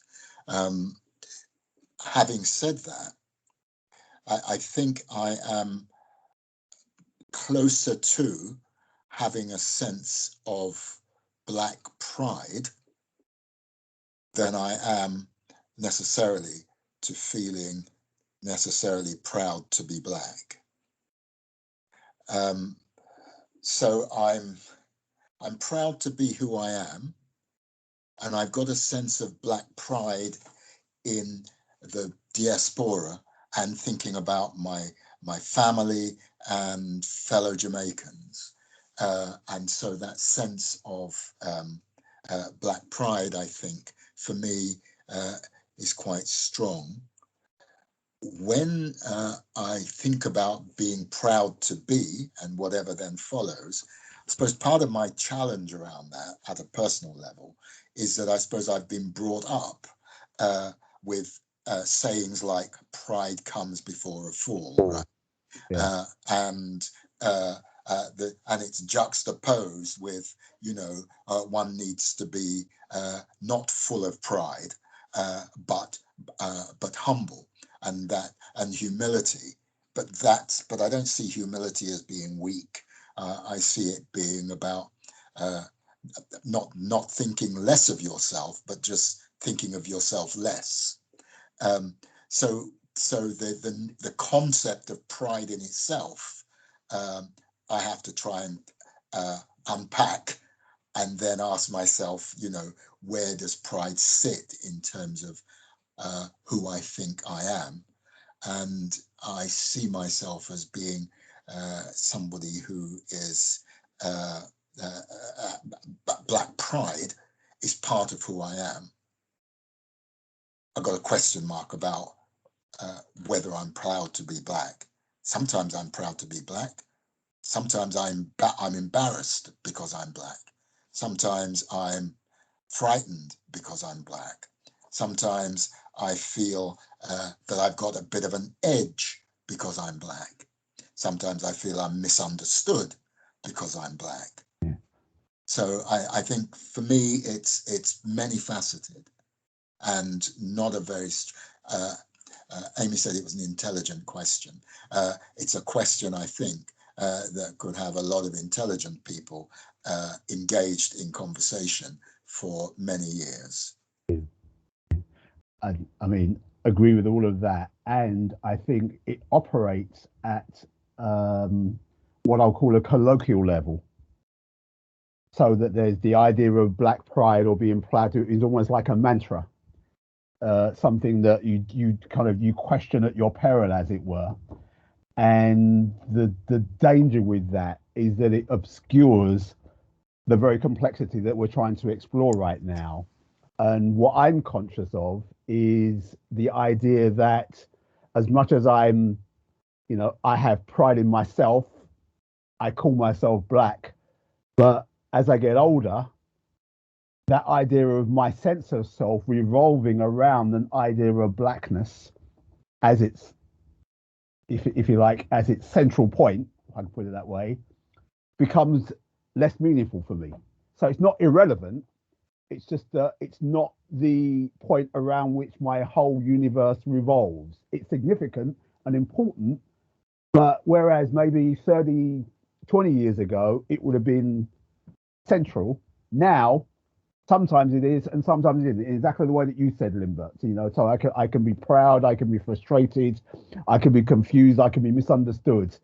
So it's a much more kind of malleable thing as well, and that's okay because we're human as well as being black, and the two need to be able to coexist, and we each negotiate our own relationship between those two, and that is a matter for us. It's not for anybody else to prescribe, and that prescription is a very powerful force within our community, it seems to me. So that's just adding another level of complexity to what we're talking about, but I think it's okay for us to get into this. This is, you know, this is who we are. And I think that's what I was also trying to explain, Fitzroy, that I don't think you choose one over the other. I do think they coexist, and I also think it comes down to the definition of the words. One is an adjective and one is a noun, and it also is the definition according to the person that is, you know, referring to that word or those two words, because sometimes there are negative connotations. Coming to your point, Limbert, about you can't use the word pride or proud because that just shows that you're not showing humility, and that, you know, there's this whole thing about being egotistical with it, and also there's other things associated. So I just don't think it's clear cut and complex to be. I think they live in coexistence of each other. Yeah, Amani, I know like you said, like what you said makes the difference.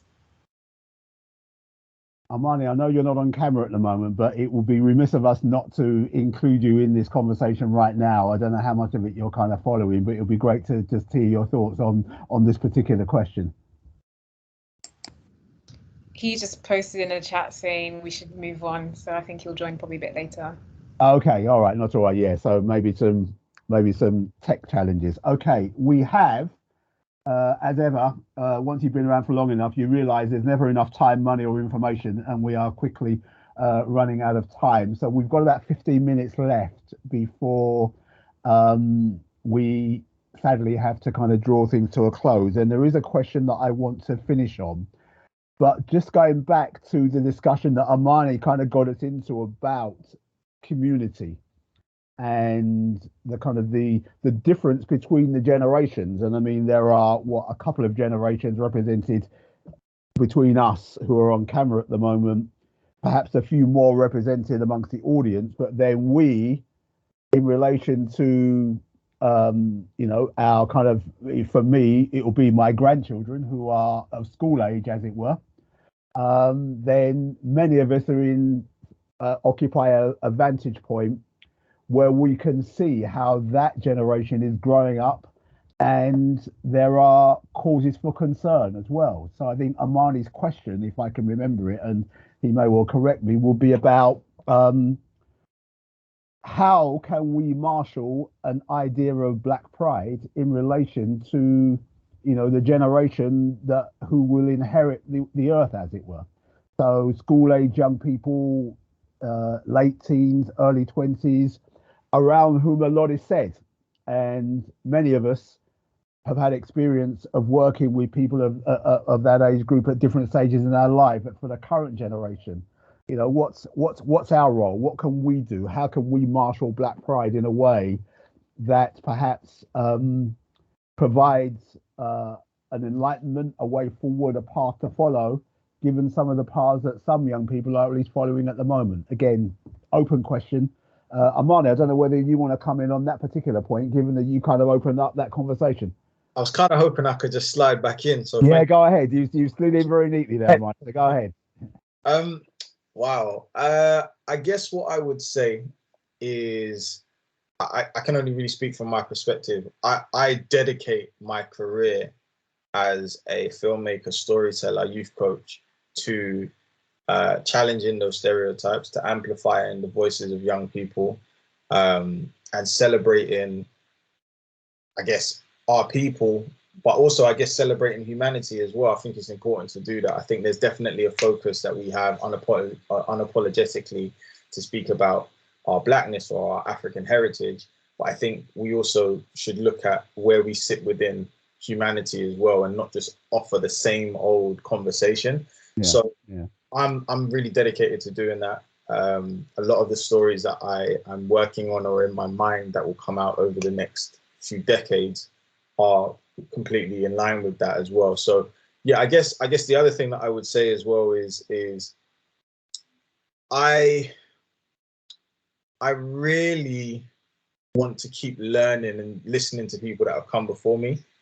I really want to, you picked up on the generational conversation point. Like when I was growing up, I didn't really respect my elders for various different reasons, but I didn't necessarily have, like, my grandparents were in Jamaica.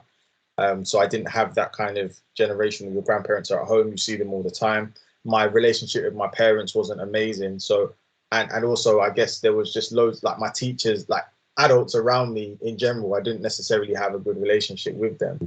As I've got older, I really respect my elders. I really respect that perspective of those that have come before, that have paved the way, that, as I said before, whose shoulders I stand on. So I just want to spend the rest of my life learning from those that are a few years older than me, to learn from mentors, to ask questions, to, use the kind of experience that they've got with the resources that we've now got.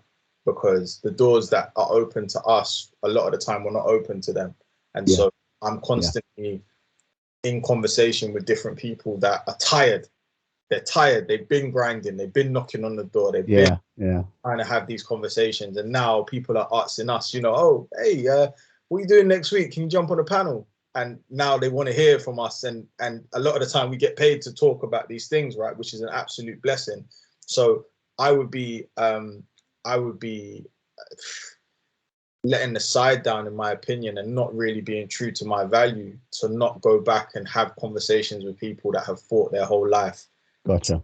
To be in these positions. And yeah, I guess that's what as I said, I'll dedicate my life to doing, is changing those narratives and amplifying our voices, our stories, especially those of young people, but also listening and amplifying the voices of those that have come before me. So yeah. Okay. That's great. I think we all need a bit of a conceptual shift, Fitzroy. Yeah.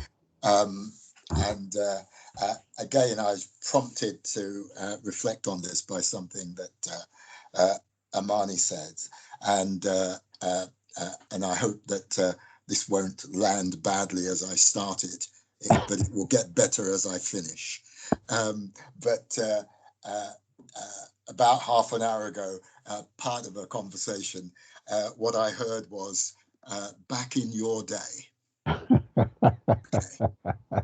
Back in your day. And that started me thinking, because I'm also very conscious that people of my generation, Fitzroy's generation, and dare I say, my son's generation, because frankly, Fitzroy, we've got 3 generations here, not 2. Yeah, okay, I hear that. But I'm prone to say to Amy, Amani, Amma, you're the future. The truth is, we are the present.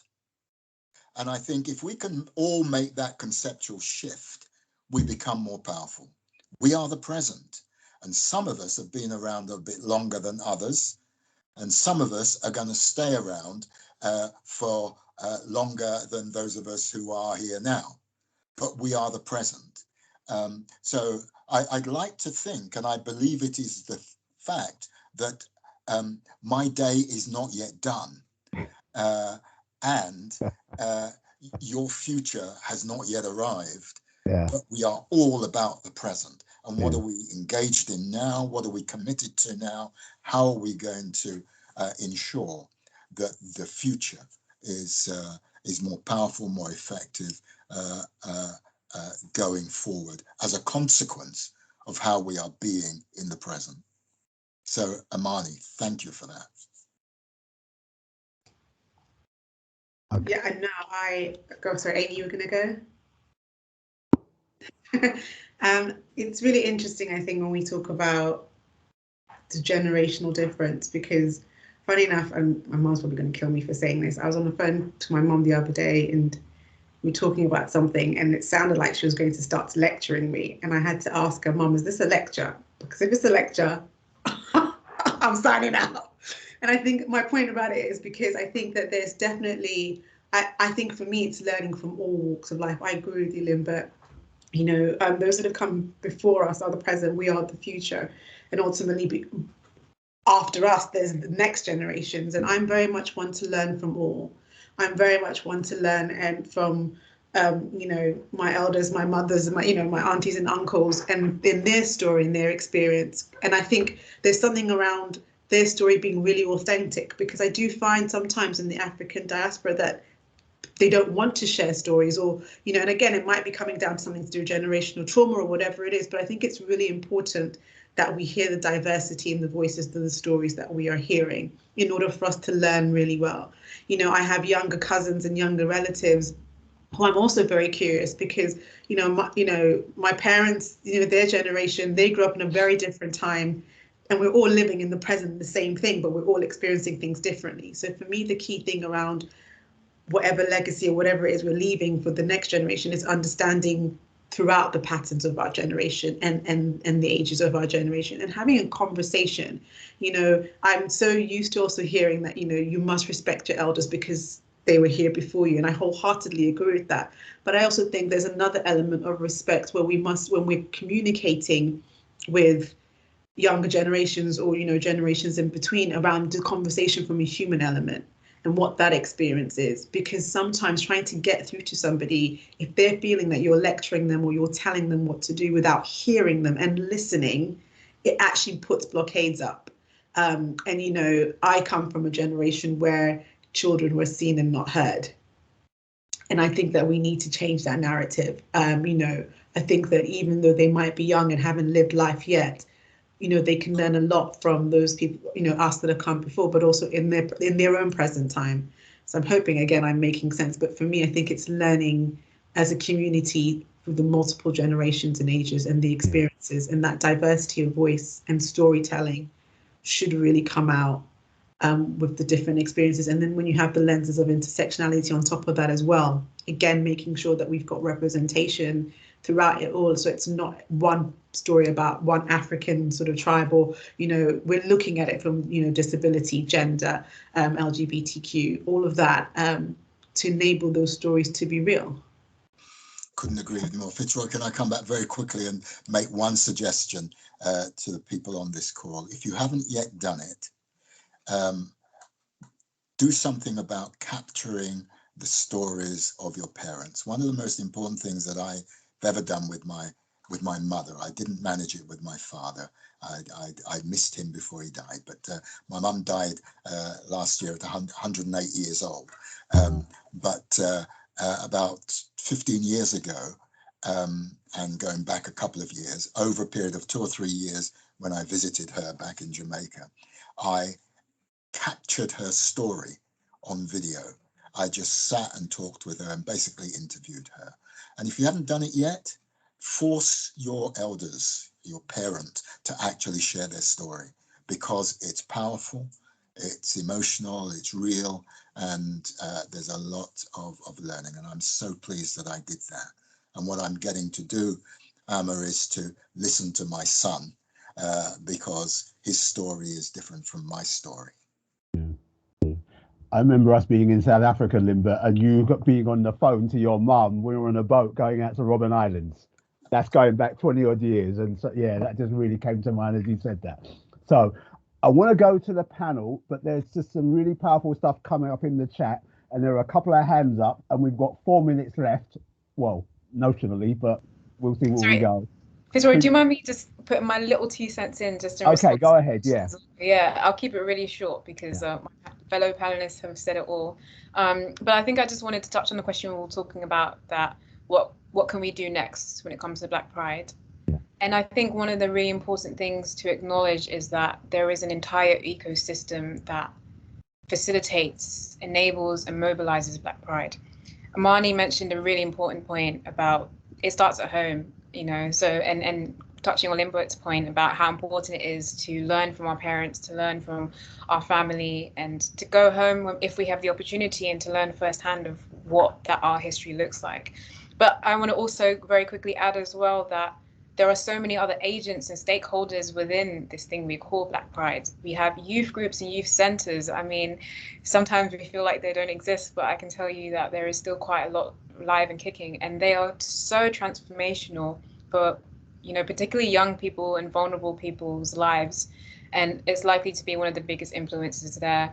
And the final one that I'll add as well is church. I mean, I feel Black communities, particularly church, is a very, very big influence. Yeah, and absolutely. For me personally, as a philosopher, as a Christian, as a Ghanaian woman, seeing the intersectionality of faith and Blackness has been a really interesting exploration that I'd also encourage people, if they're interested, to explore. But I'll leave it there since I know where. Okay.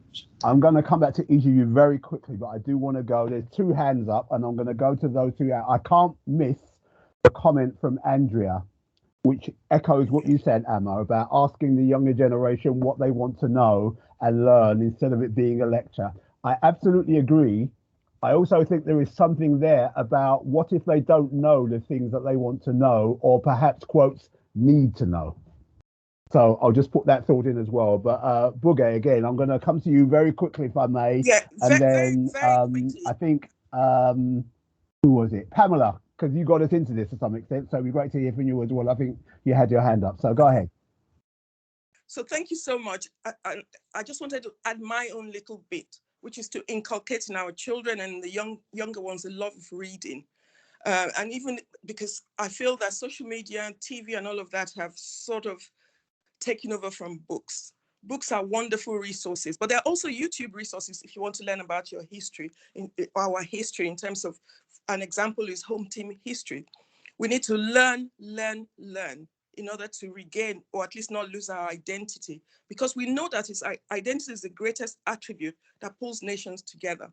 Whereas for me, at least growing up at the time I did in Nigeria, in my early days, our identity was actually forbidden, forsaken, and sometimes even forgotten. And so we need to know that we are enough. It is not for somebody to tell us who we are. We need to really go and read to understand how the world works, because I think that is the missing thing. That's what I tell my children. Read and go and find out how in order to understand how the world works, because it's all all these things that have happened have a reason, and you can trace it back to 500 years ago. Where we are today started 500 years ago, and we can change it. So what I want to say, you said about the youth, please get them to read. Thank you. Okay. Pamela, I'm going to come to you, because I think, given the question that you've given us as well, it would be great maybe just to hear your take on things as well. Thank you for just enlivening the conversation in the way that you have. Thank you for taking on board the question and relieving me of some of the complexities of it myself, by knowing that there's, it's given thought to that. I really believe that narratives are the way forward, and especially hearing younger generations' narratives, to be able to be immersed in how their lived experiences are, will only give credence to them, knowing that they go through what they go through and they're being heard, because often they're never heard, they're never given a voice. And I think it's so important that, as everybody's saying, and Amani, thank you for doing what you're doing, because as a person born in the early 70s, as a Black woman being born in the early 70s in East London, our narratives were never heard. I went back to go and teach in my old secondary school, and one of my teachers, or 3 of my teachers, were still there. And they asked a lot of my fellow pupils, fellow colleagues and my classmates, the Black ones, and see where they were. And they were all doing something well with themselves. And I don't think they had that expectation. So it's important to know that we are listening to what's going on with the younger generation. And just a quick plug on my research. I'm a master's student studying positive psychology and coaching psychology. And my research is on an exploration of strength-based approaches and Black male students within pupil referral units. So I'm looking to understand the lived experiences. So any help that any of you guys on the panel, Right. Amani, thank you. I see you already. Yeah, all right. Please drop the email. Yeah, Fitzroy, if you can give us the link. But yeah, so it is really, narratives are really important. And I thank you for putting this panel together. Samson, thank you for highlighting my point. I thought it was going to be missed, but it wasn't. So Samson, thank you. But guys, you know, keep doing what you're doing. Keep pushing our narratives. So thank you very much. Thank you. Sorry, that was longer than. Oh, that's been brilliant. That's been brilliant. Okay, I'm going to wrap things up, and I would like to go to each of our panelists in turn.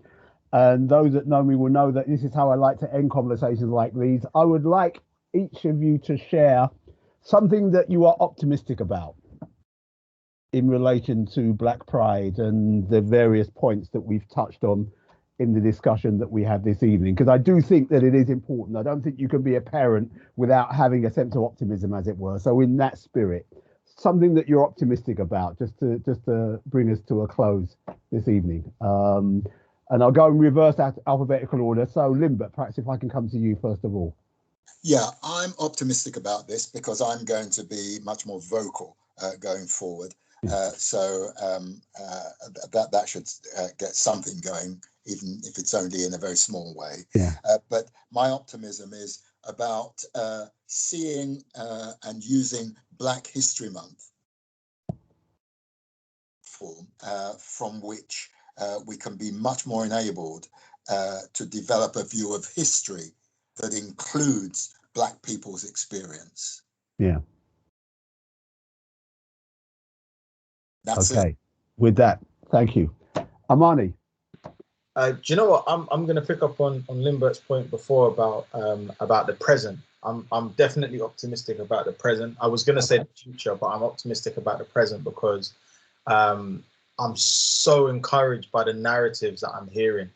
I'm so encouraged by my fellow directors and writers and actors and activists that are really challenging the narrative and saying that this isn't us. Like we look at Michaela Cole, who's come and offered a completely different perspective that we've never seen on TV before, or Daniel Kaluuya that can go to America and get an Oscar.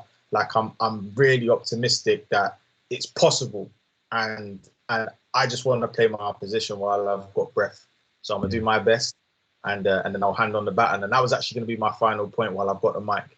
Everyone that's listening, please just, especially when it comes to young people, we constantly hear that remark about it takes a village to raise a child. But I'd add another layer to that and say it takes a village to raise a child and a community to raise a generation. So we all got to come together and play our part.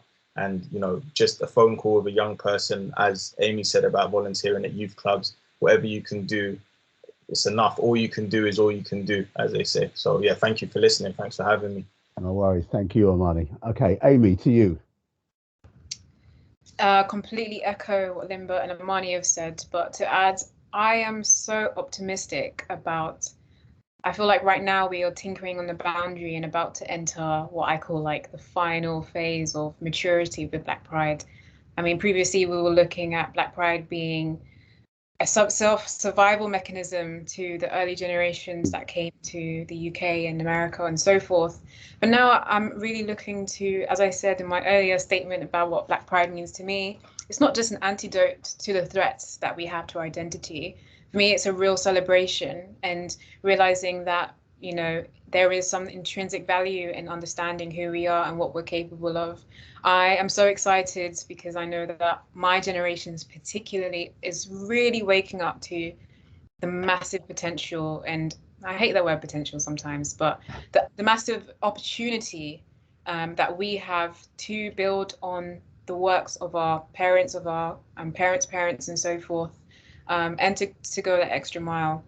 So I just think about people like my brother who runs a youth group in South London, and just the amazing work that he's done. And through that, what he's been enabling young Black, mostly a lot of them Black boys, but also Black girls and other backgrounds to be able to do. So I am absolutely optimistic, and I look forward to seeing how that pans out. Okay, yes, antidote through a threat. I wrote that down. That's a great phrase. I'm really digging that. So thank you for that alone, as well as everything else. So Emma. What can I say?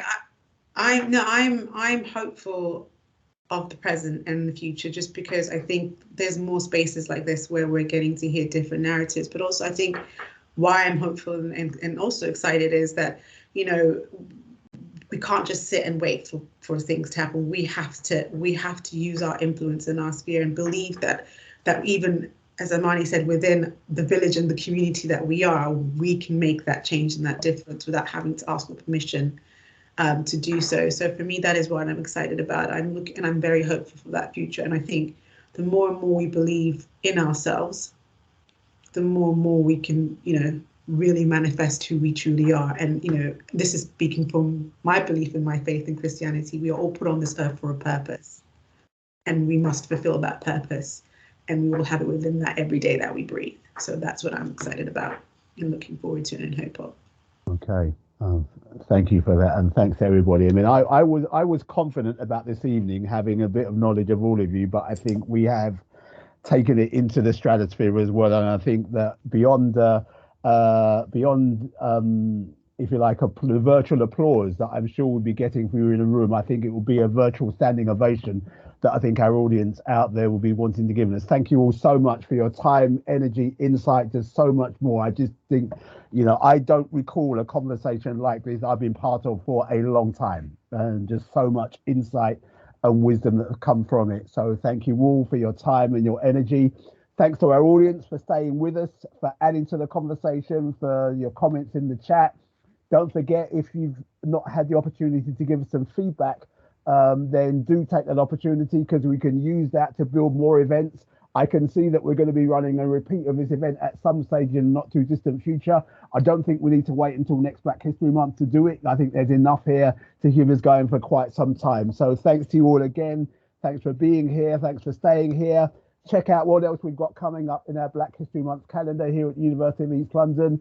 But thanks to you all for your contributions, and I wish you the best of evenings. Thank you all very much.